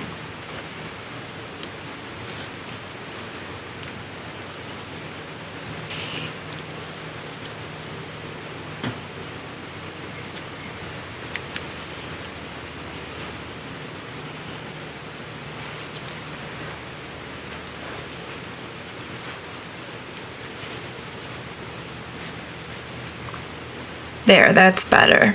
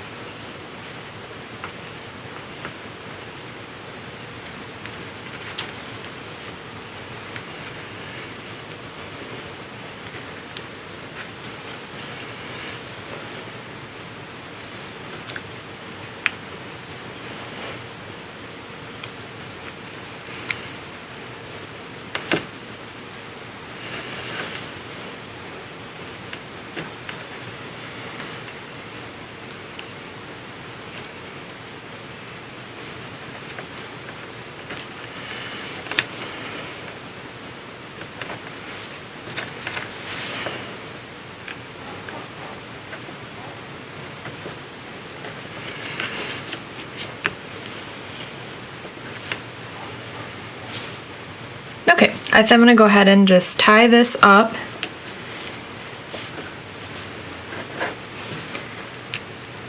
Tie it down here at the base.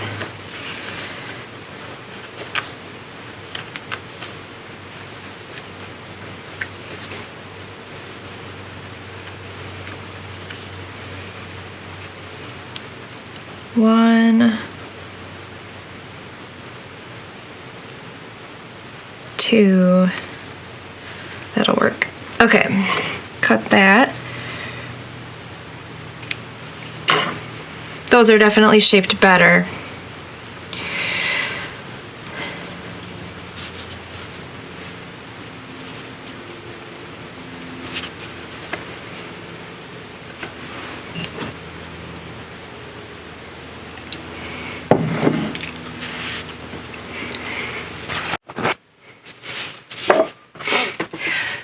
I want there to be more fur and definition around the eyes.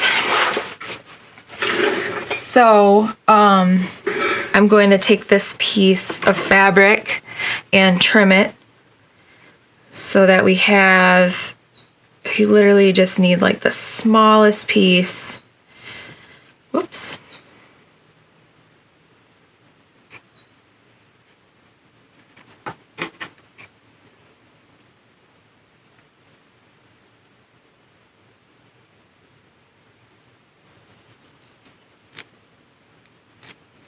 I don't know if you can hear the birds outside, but they are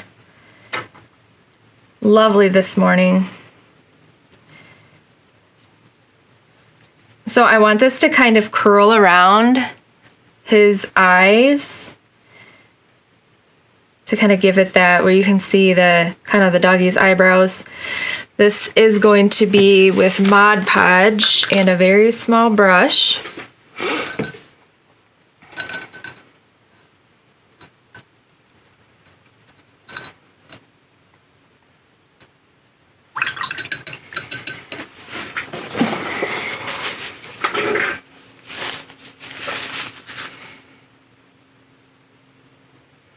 So I'll start by putting a little bit of Mod Podge here, and then sticking that down. It helps to have something really sharp, or I mean not sharp, but like pointy, to stick it down. So helps, then we can have more control that way.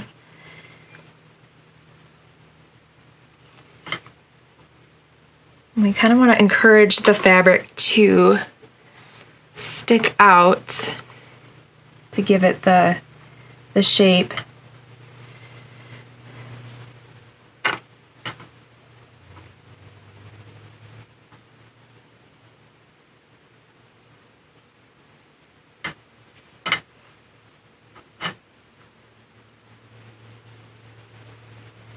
It just comes down to really fine motor skills.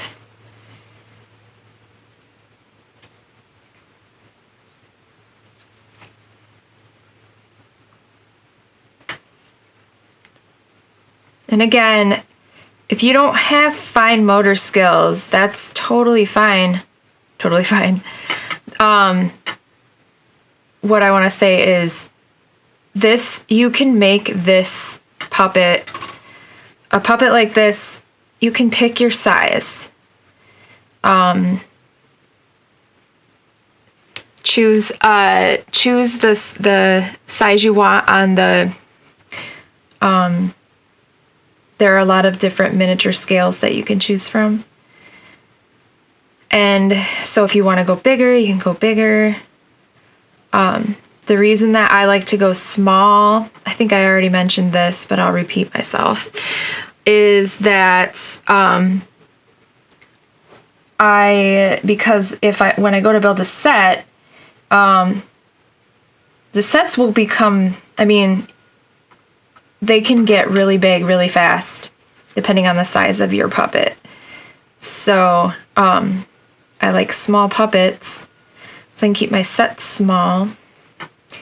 and also like all the way around it takes less resources, and less materials. It does not take less time, I will tell you that. Size definitely does not determine the amount of time something is going to take. But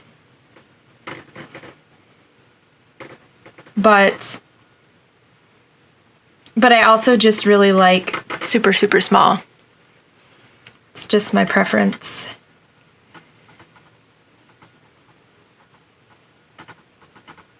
Okay. It looks a little weird right now, but the Mod Podge will dry. It will dry clear. And then you can always add paint in to so that you can see the definition. I'm going to attempt the other side.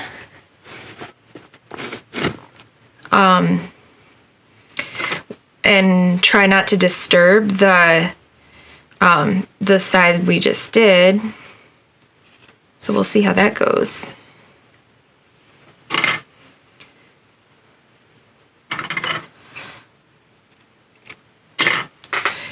Mod Podge. This one kind of already has a little bit of that eyebrow, and it looks really nice. So we'll see how this, when we lay this down, how this improves it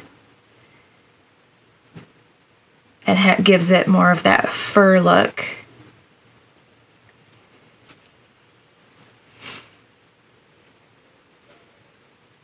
If you put it down and you realize halfway through with the Mod Podge that it's too big, you can always wait for it to dry and then go back and trim it and give your creature a haircut.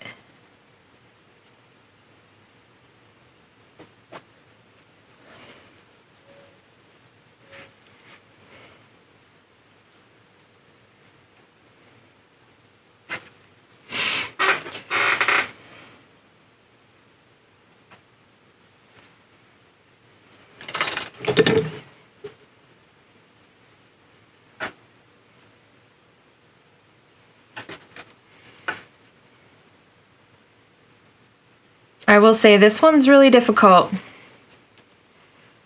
I will put this at expert level of 3D building, because 3D miniature building, whatever you want to call it, sculpture.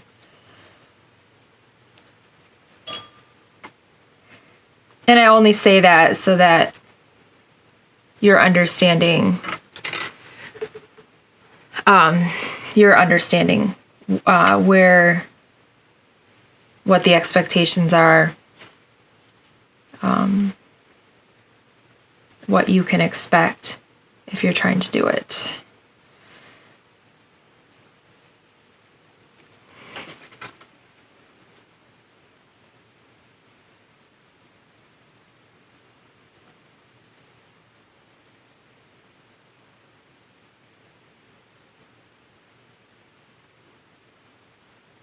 We just want that nice little curl around the eye.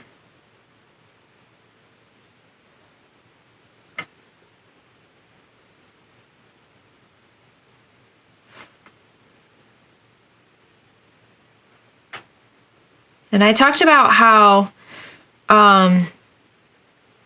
the smaller something is, the more difficult it can be to make. My mother sews, and she's a really good seamstress. She's like a professional seamstress. And she has always told me that Barbie clothes are like by far the hardest thing to make. Out of everything she could make. Because they're so tiny. Okay, I think that looks good. I do think that it's a lot bigger than this other side. I kind of want to add more to the other side. Whoops.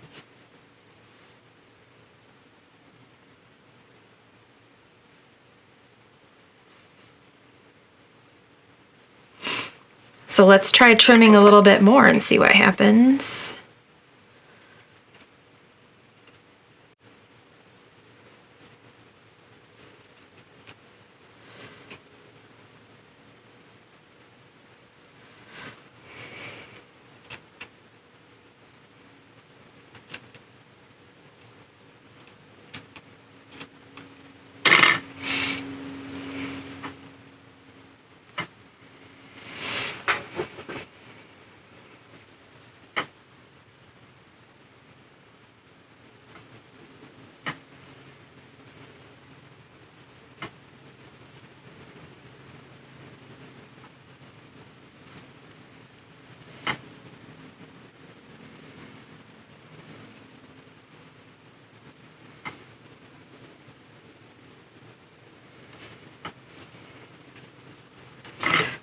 You have to do one little piece at a time.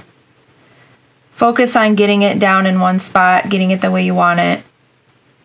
So I'm just doing this corner here before I then work it around. If you really wanted to be particular, you could wait for that to dry and then come back and get the rest of it exactly the way that you want it.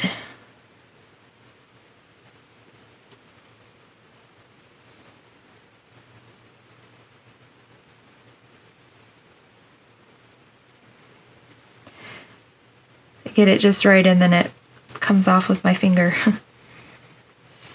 And again, I risk messing up that one on the other side. Okay.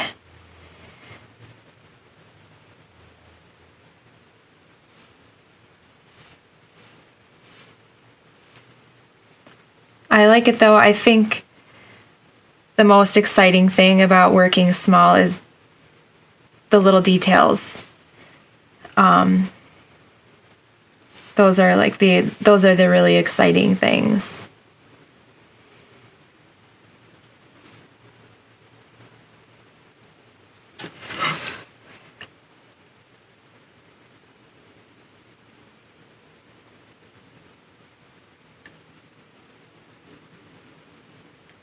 Kind of looks like he has his eyes closed, but that's because he doesn't have any eyes yet.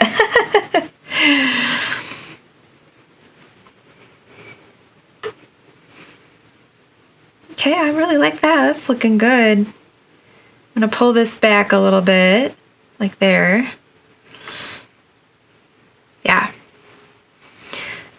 And then his face needs to be filled out a little bit more. So I'm gonna cut more fabric.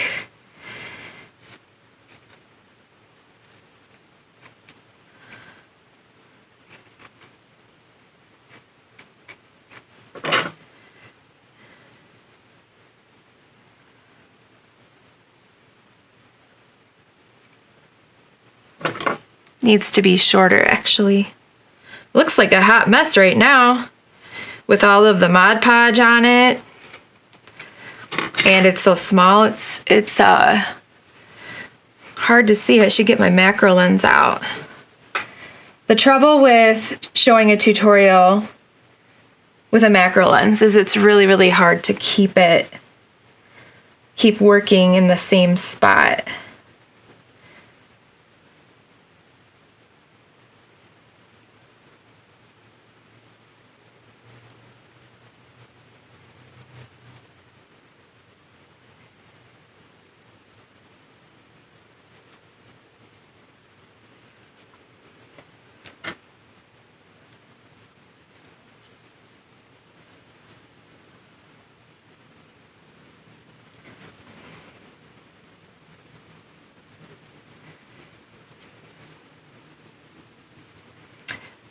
But the macro lens will definitely show more detail.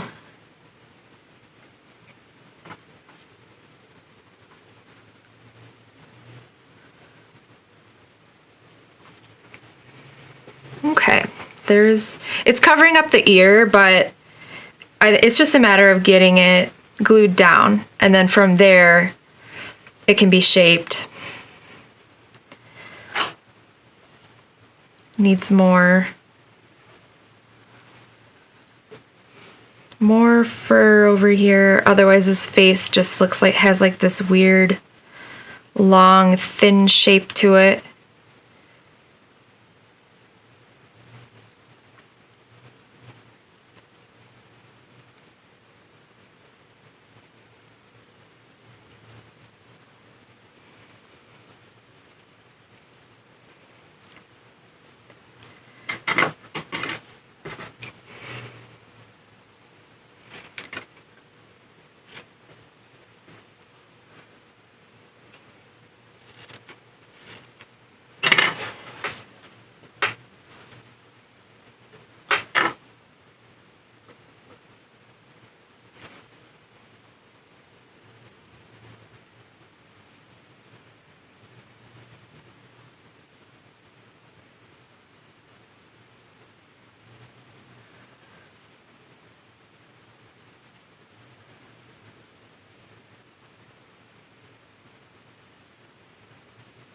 Yeah.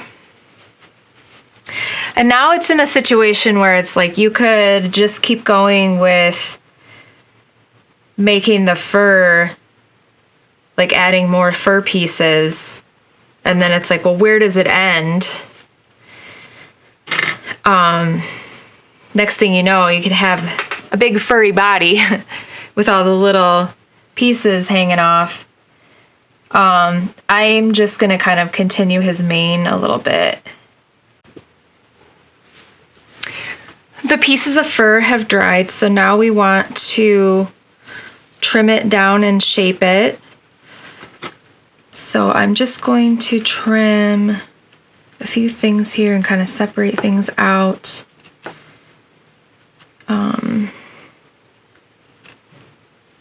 Looks like some of it may need to be, some of the glue may need to be touched up so that it's not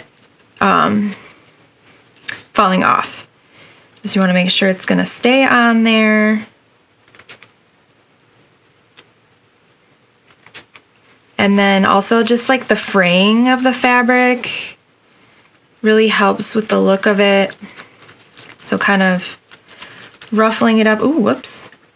Something fell off. Ruffling it up a little bit, that's going to help with that.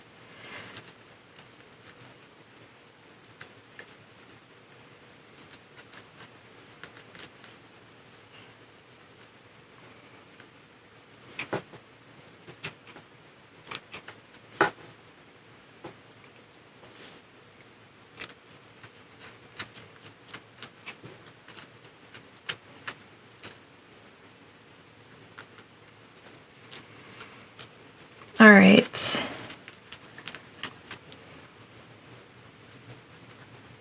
I think that's definitely better. That fills the face out. And so now we're going to want to add some paint to give it those highlights that we would like it to have.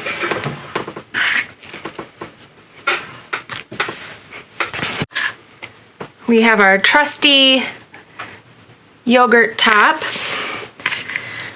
and we're gonna use the colors that we used before, make sure that they match. So we used a little bit of basic blue from Liquitex, and then off-white,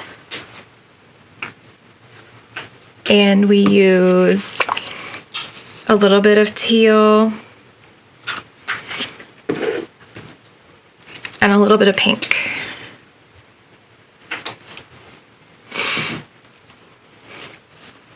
So I'm going to mix the paint.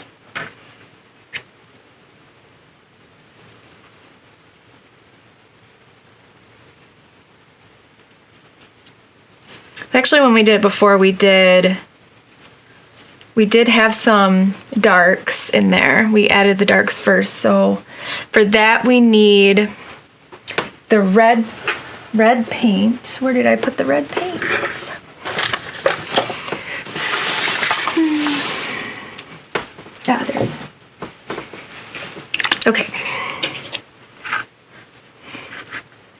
a little bit of red paint so that we can get that nice dark. So we'll mix our dark together.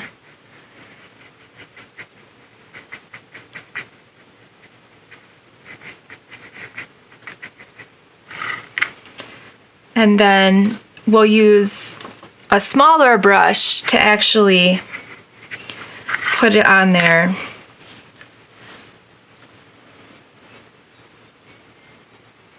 I'm gonna put it under here, in here. Let's see.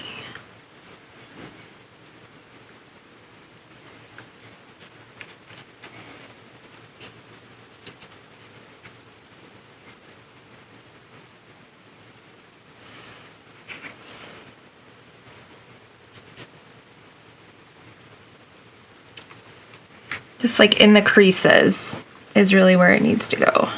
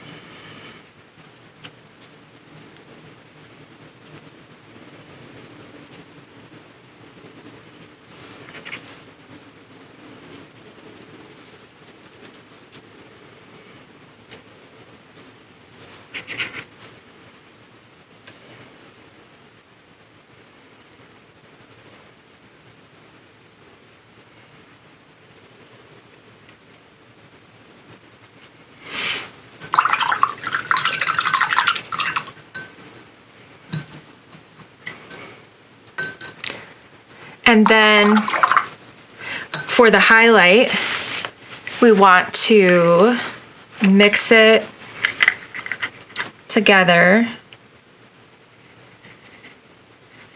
So we're getting like a nice rich gray to work from. We want to make sure we have enough. Yesterday I kept mixing over and over because I only made a little bit and then I would run out.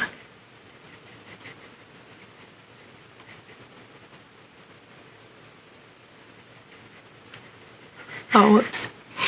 Okay.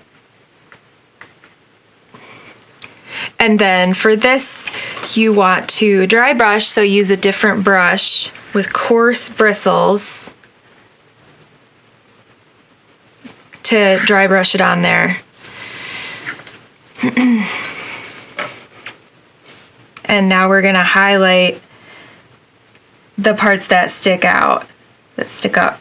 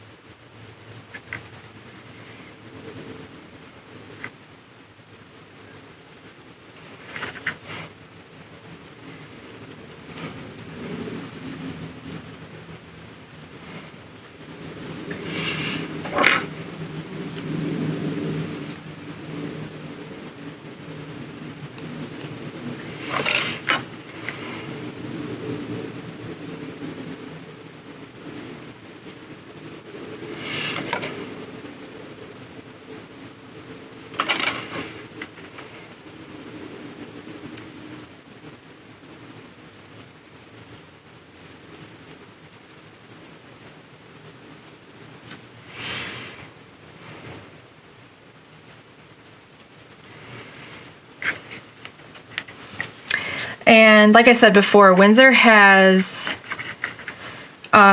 his face is really light. So I'm gonna go extra light around his eyes and muzzle.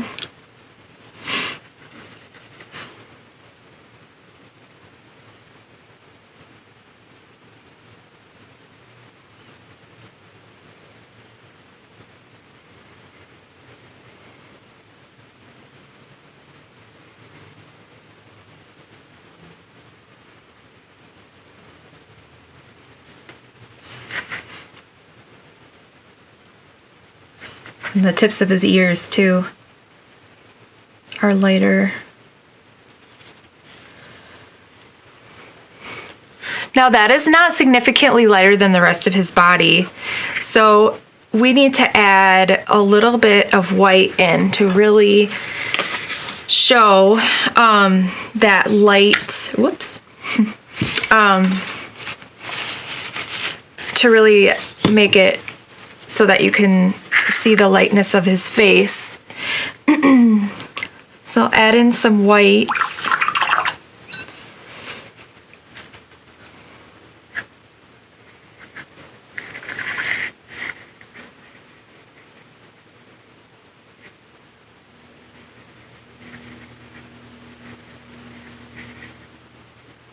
It's just a little bit of blue and a lot of white.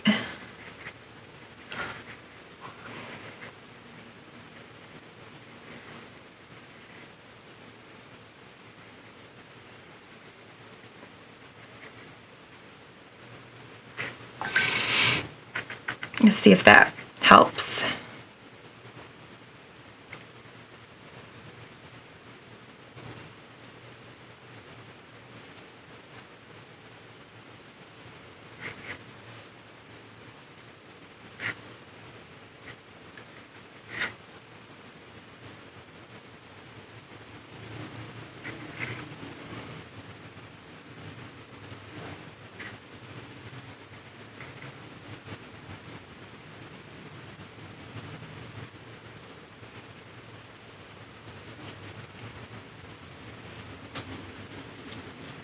There, that's a little better. And then this paw right here is kind of white. I had to look to see which one it was. It's this one. He has like this little white paw.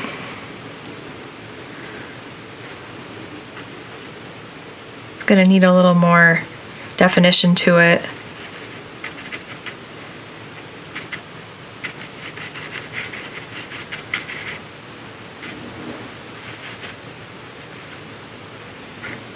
Might have to come back to that to fix it.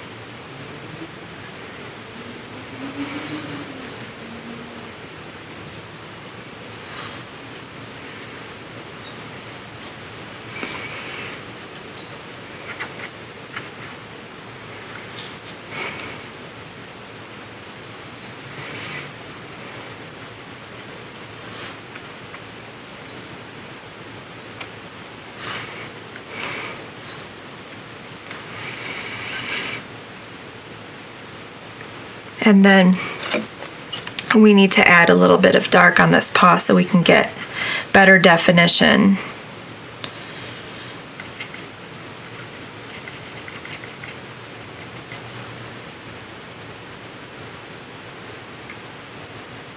So we'll have to go back in to kind of fix that.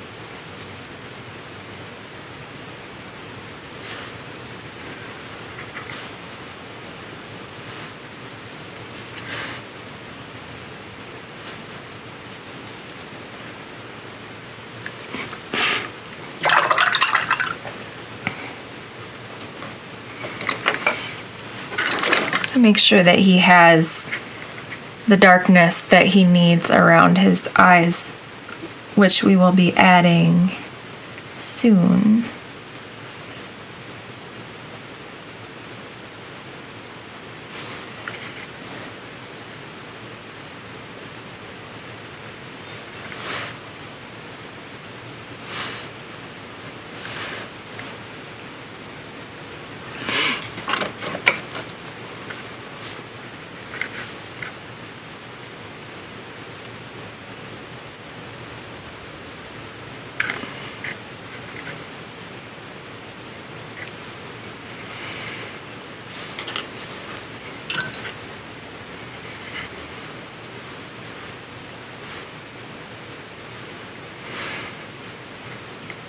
And then I'll try painting his nose back in, but I may end up doing something differently to make the nose, but we'll see. This is where the nose is, right here. And it does kind of get lost in the fur in the front.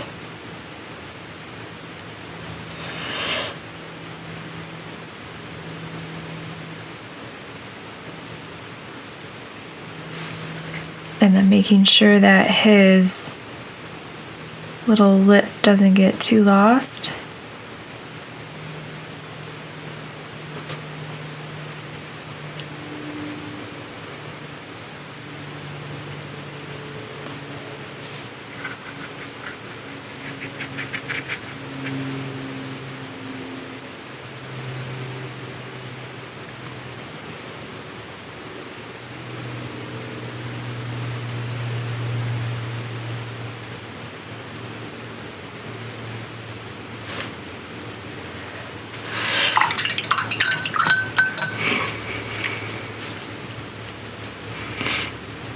His tooth got some paint on it, so we gotta touch that up.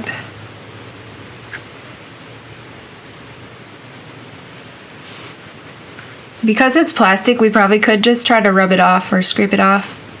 That is another thing that you could do. I'm not gonna do that right now because there's just like a lot that's wet and I don't wanna mess that up right now.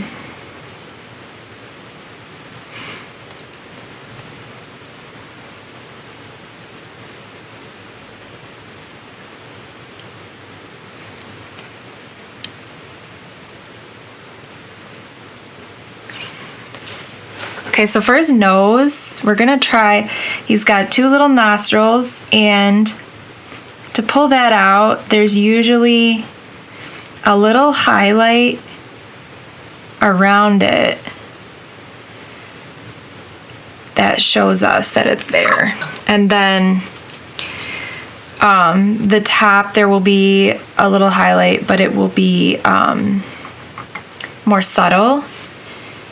So we'll give him just like a little highlight up here like that, and a little highlight down here.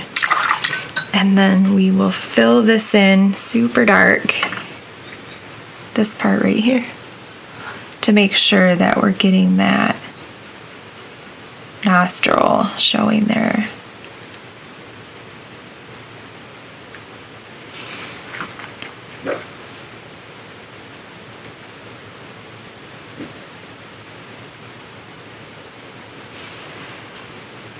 Yeah, that's definitely better than just kind of shore this up so it's just a little bit.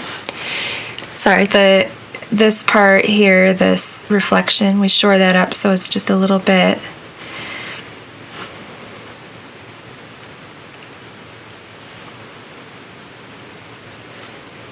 And actually this can slide over a little bit. We're gonna start that over because it was a little bit too much in the center, so we gotta fix that nostril.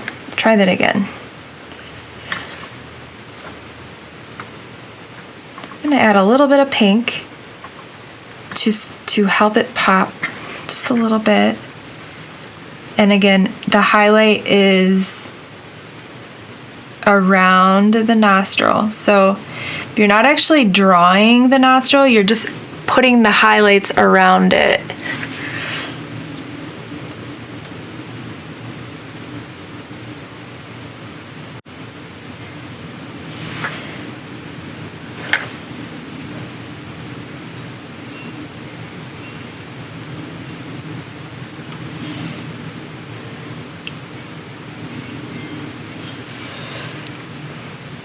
And there's a slight highlight where the line, there's a little line in the middle of the nose, and you can see it because there's a little highlight right there.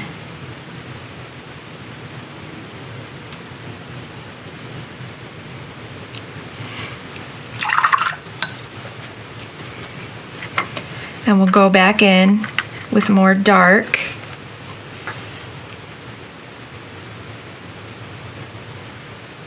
To help keep it really subtle.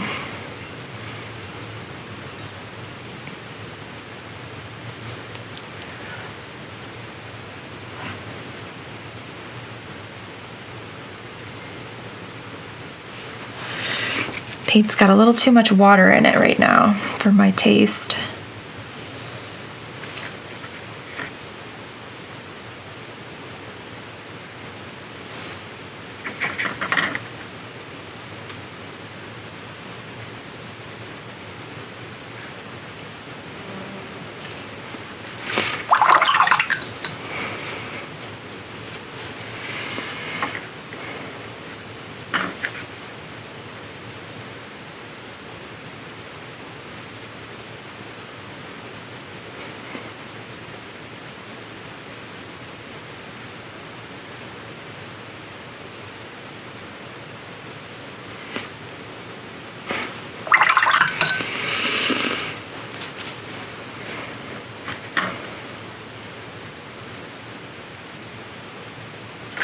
Too much water.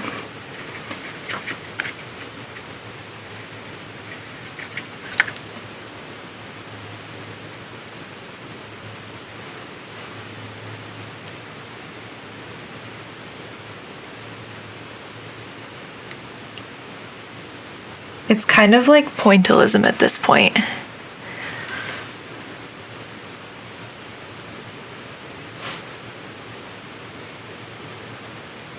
There, that nose looks pretty good.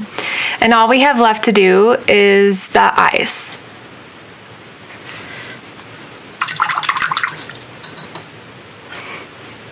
Though I think we can probably just add a little bit more white on that paw.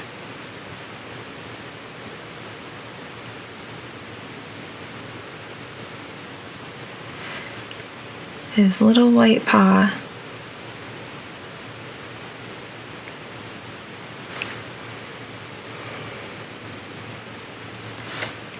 A little bit of white here.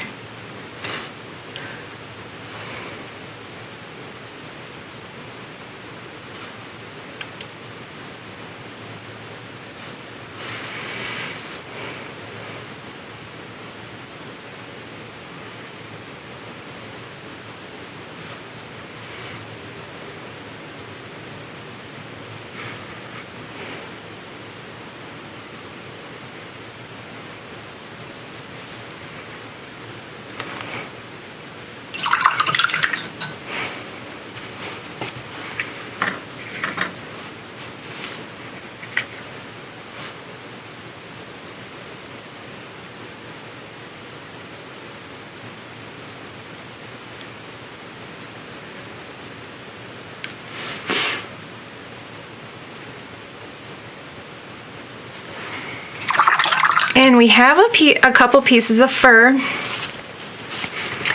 that are coming loose. So I'm just gonna put a little bit of Mod Podge. I'm gonna put it right here to make sure that lays nice and flat.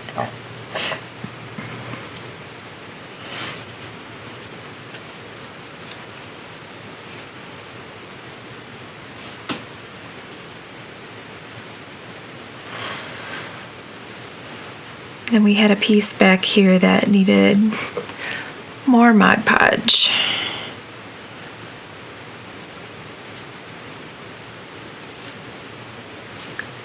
This piece here is loose.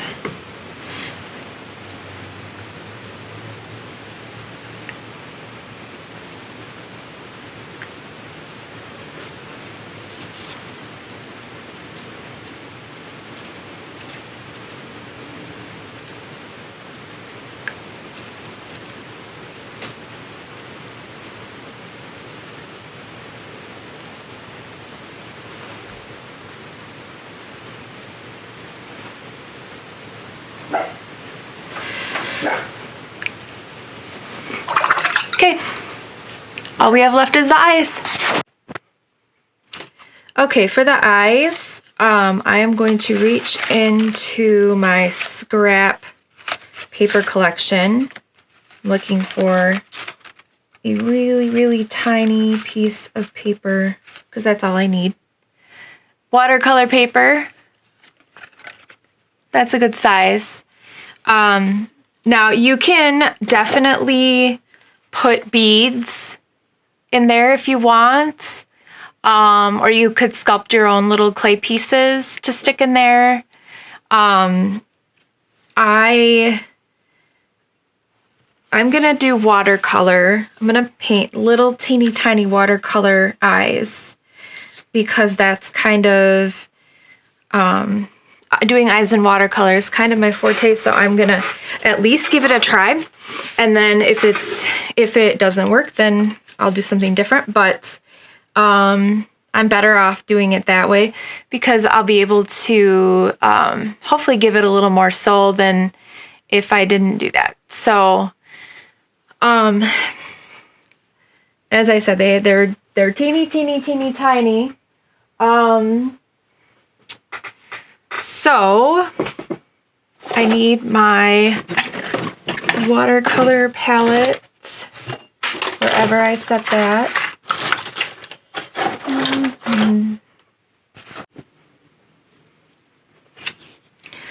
So the most important thing is to get the size right for the eyes.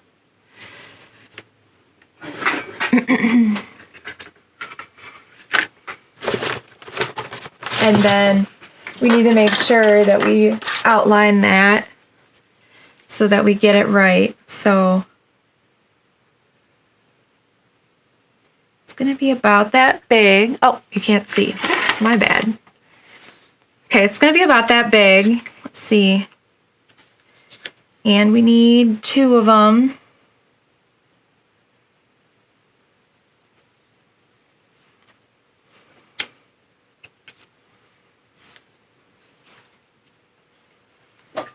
Okay.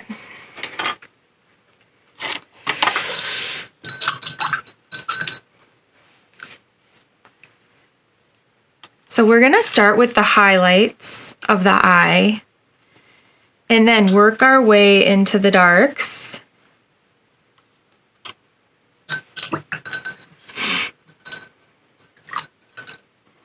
And we need like the smallest fine tip. I really need some new fine tips. But I'm always in need of fine tips. They're so delicate. And, okay, so I've got pink here. I'm gonna do just a little bit of pink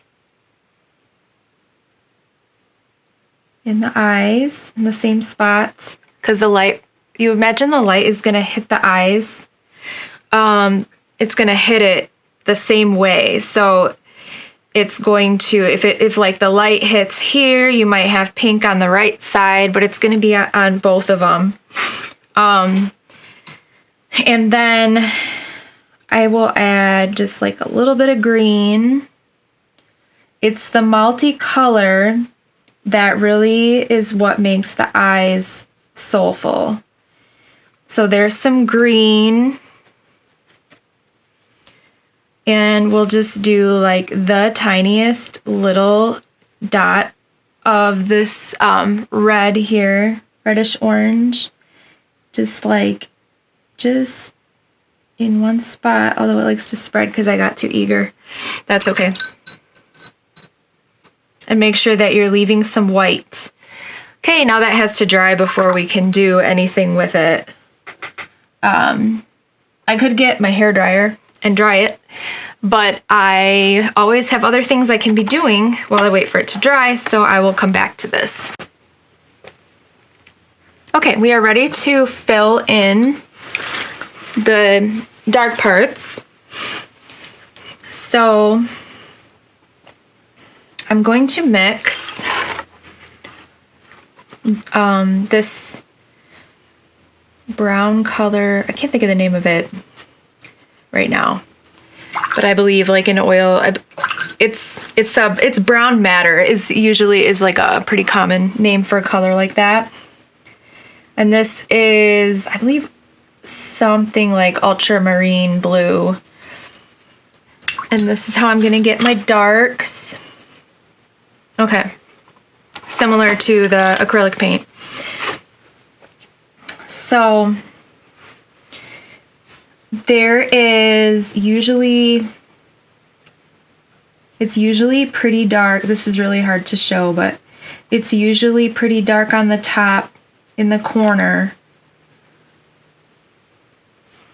There's like one side of the eyeball that is really dark, and then there's spots on the inside that are dark. We have a line on the bottom.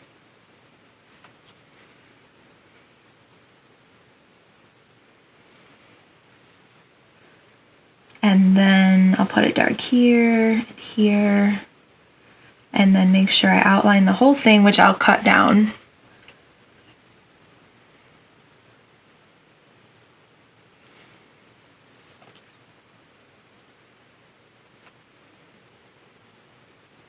And then I just start to fill in, because you really don't have that many highlights.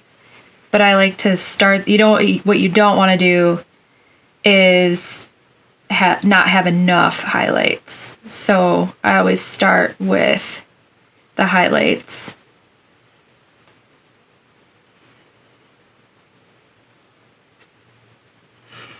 So those are the darks, and then we have the highlights, and then we want to do some midtones. This needs to dry just slightly to get those midtones in there.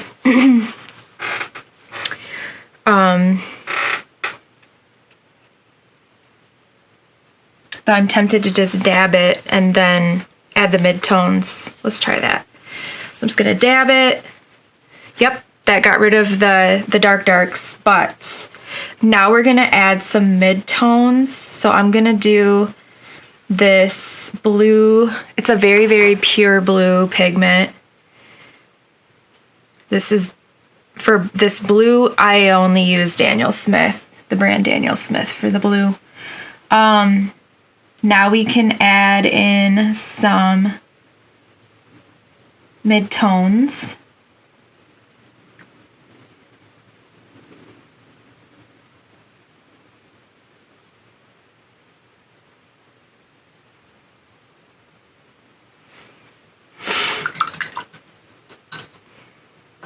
Let that set for a minute. But we want to make sure that they're midtones. So we're going to dab it just a little bit so that those midtones, they shine through.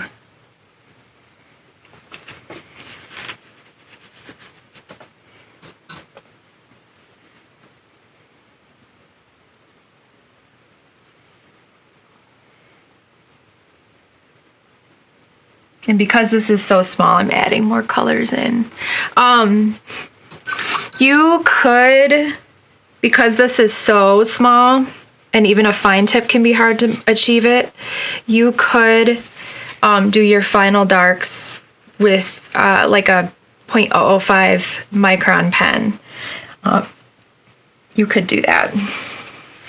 I don't have patience, so I'm gonna dab this again. And I'm gonna go back in with the darks to finalize them.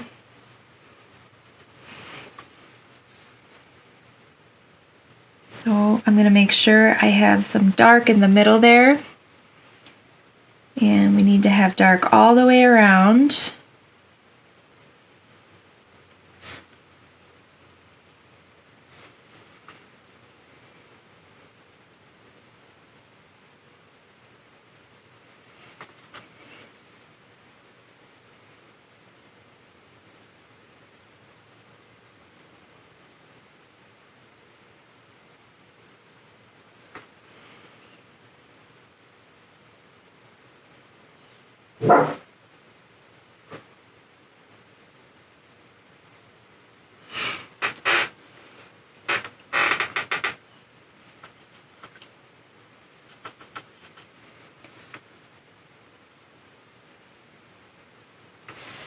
There. So those are the eyes, and we'll let them dry and then we can cut them out.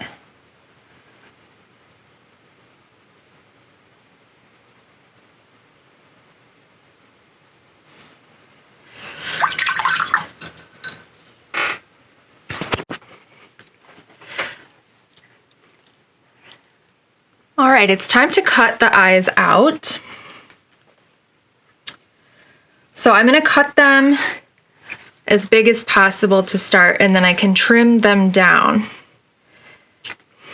as needed. So this is the right eye. It's going to go inside there. Looks good, definitely needs to be trimmed way down.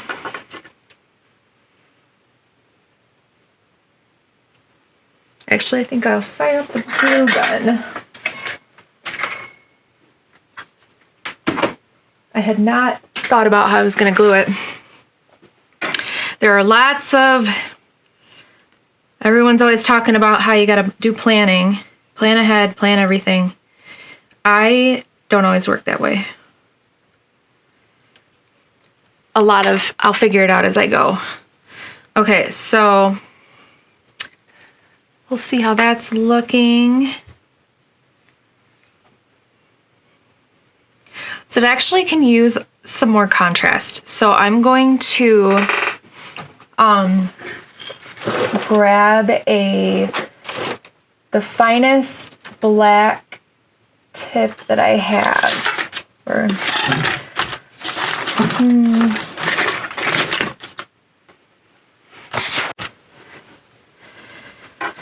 I'll put this on the paper so you can see it. All right, so I'm just gonna fill some of this in to make it really, really dark.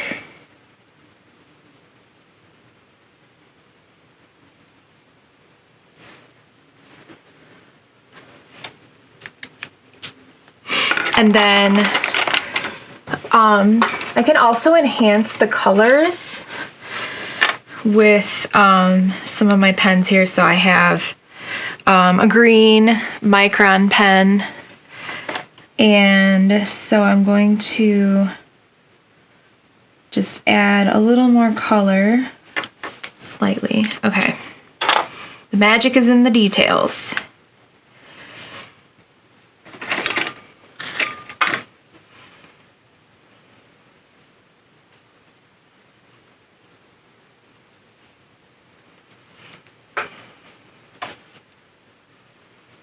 Whoops. Okay. We'll stick this in and see how it does.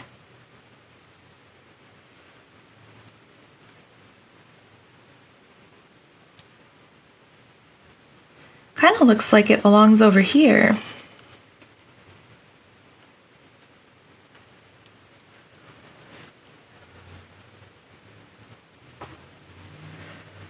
The magic is not there yet. Let's cut the other one out, see how that one looks, because that one is supposed to be for the left. And in the end, it doesn't matter, as long as they look good.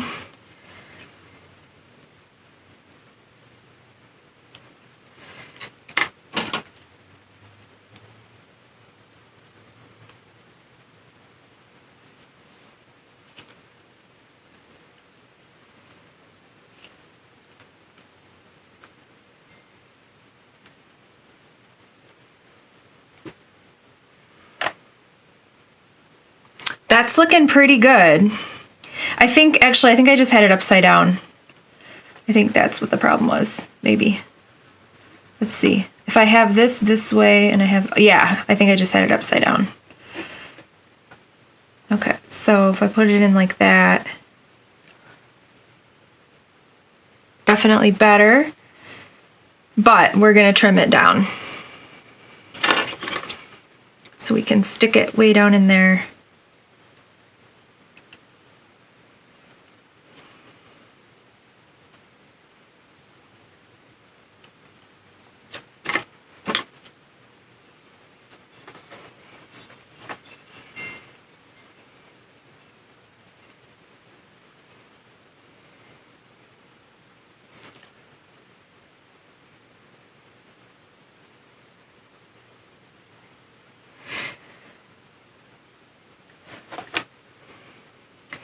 I'm gonna trim this down because I'm actually seeing that the acrylic paint on the fabric is a lot darker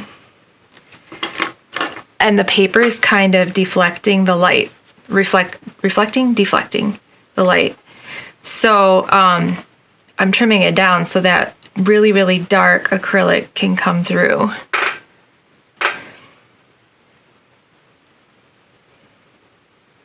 And I think I just want just the eyeball.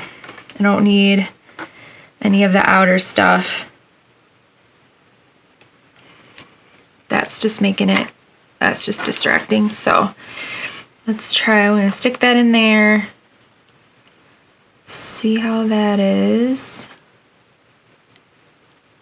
I think it's better. I think the thing to do now is to glue them in and then shore up the little, like it needs more dark in the eyeball.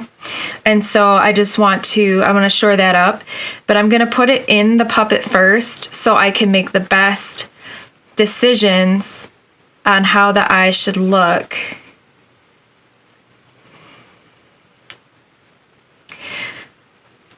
And again, I didn't really make eyes that would blink here. It's really small. It's a simple puppet. I think I could if I wanted to, but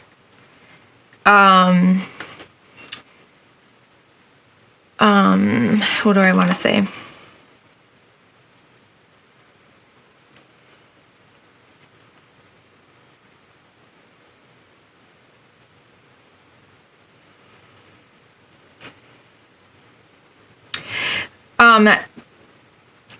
This is just a really simple puppet.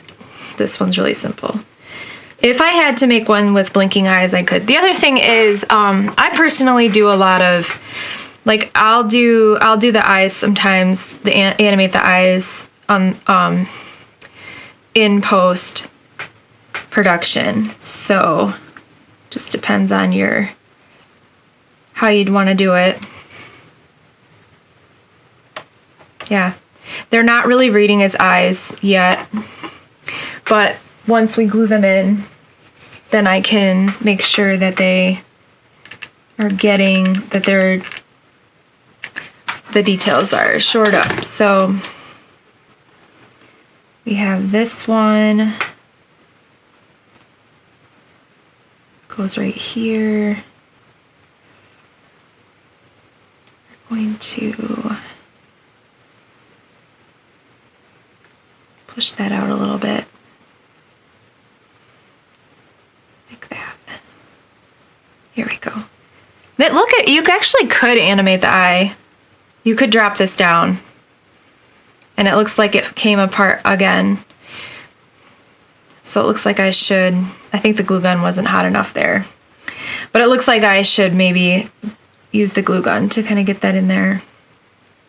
Take that out and start over. I got too eager with the glue gun.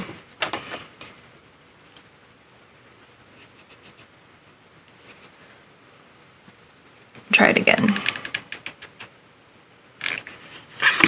The smallest of glue drops.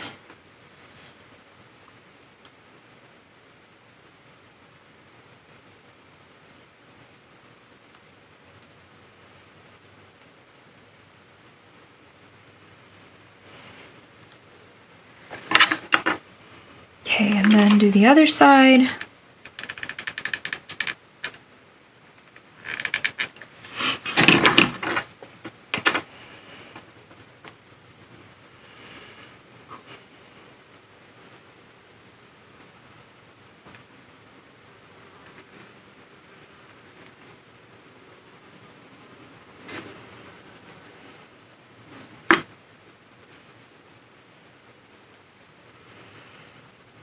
Got tucked back in there.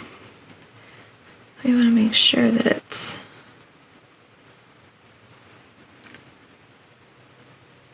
so far so good. And then let's fix these eyebrows.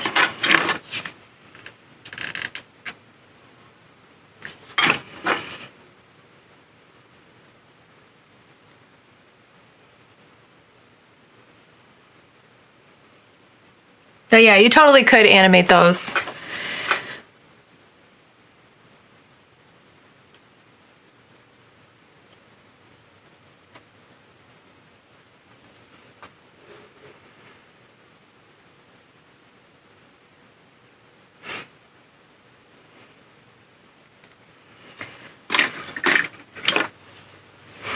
I'm gonna take the smallest amount of the dark acrylic.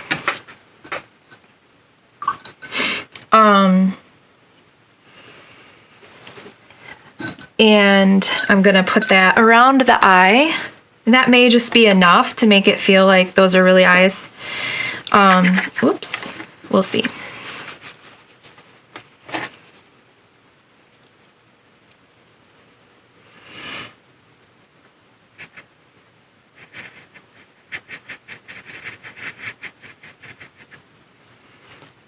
Okay, so I want it to be darker around the edges.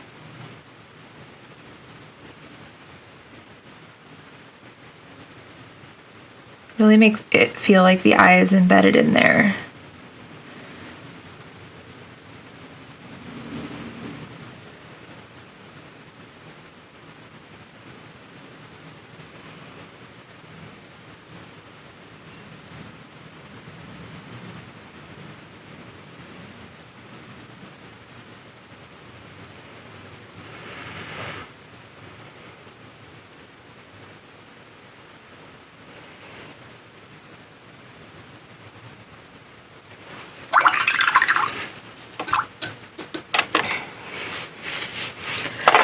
We need more dark in the eye. So we're gonna go back to the watercolor. Let's see. I'm gonna try some dark green. I have this dark green pigment here. I'm gonna try that. See how that looks in helping to bring that darkness in so that there's just the right amount of dark.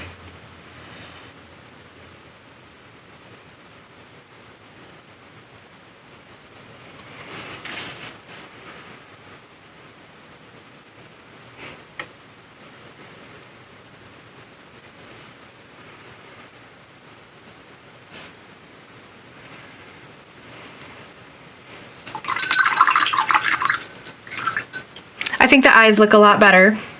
I think though that now we almost have, it looks like the dog has black eyes. Or, you know, like a black eye. The outline around it is a little too thick. So I want to go back in with some of this lighter color to make sure that the fur is, to make sure that you're only seeing the black where the eyes would be.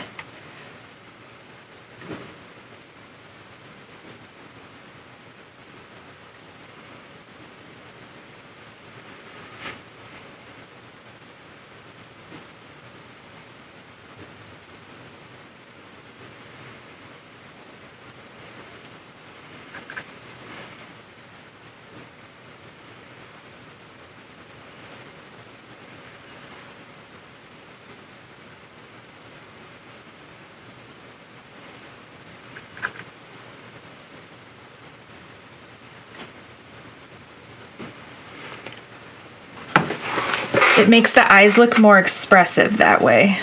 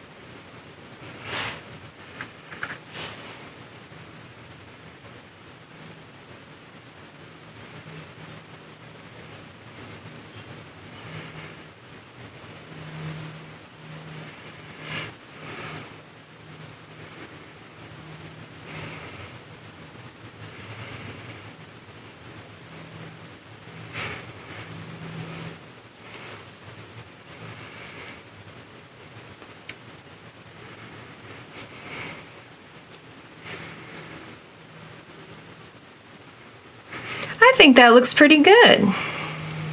I'm happy with it.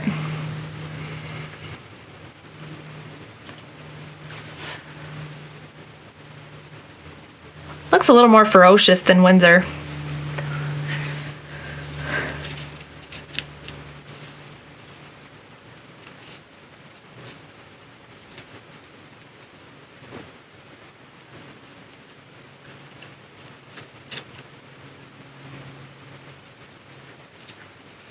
Yeah, I think I'm just going to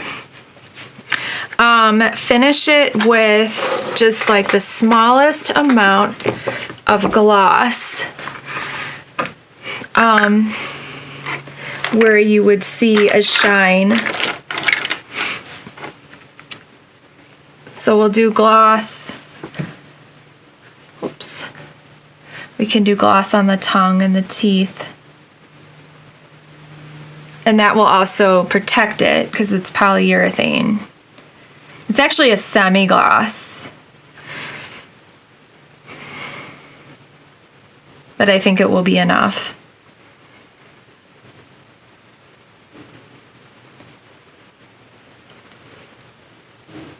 Give him a little bit of a semi-gloss on his nose.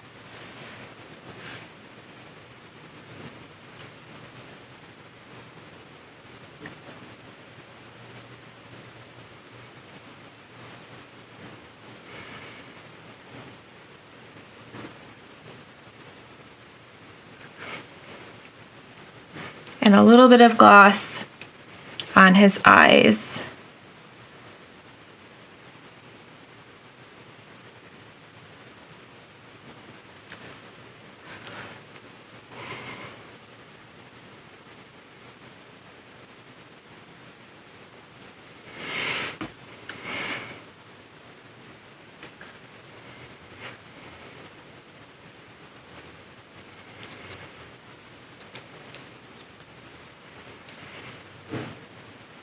All right.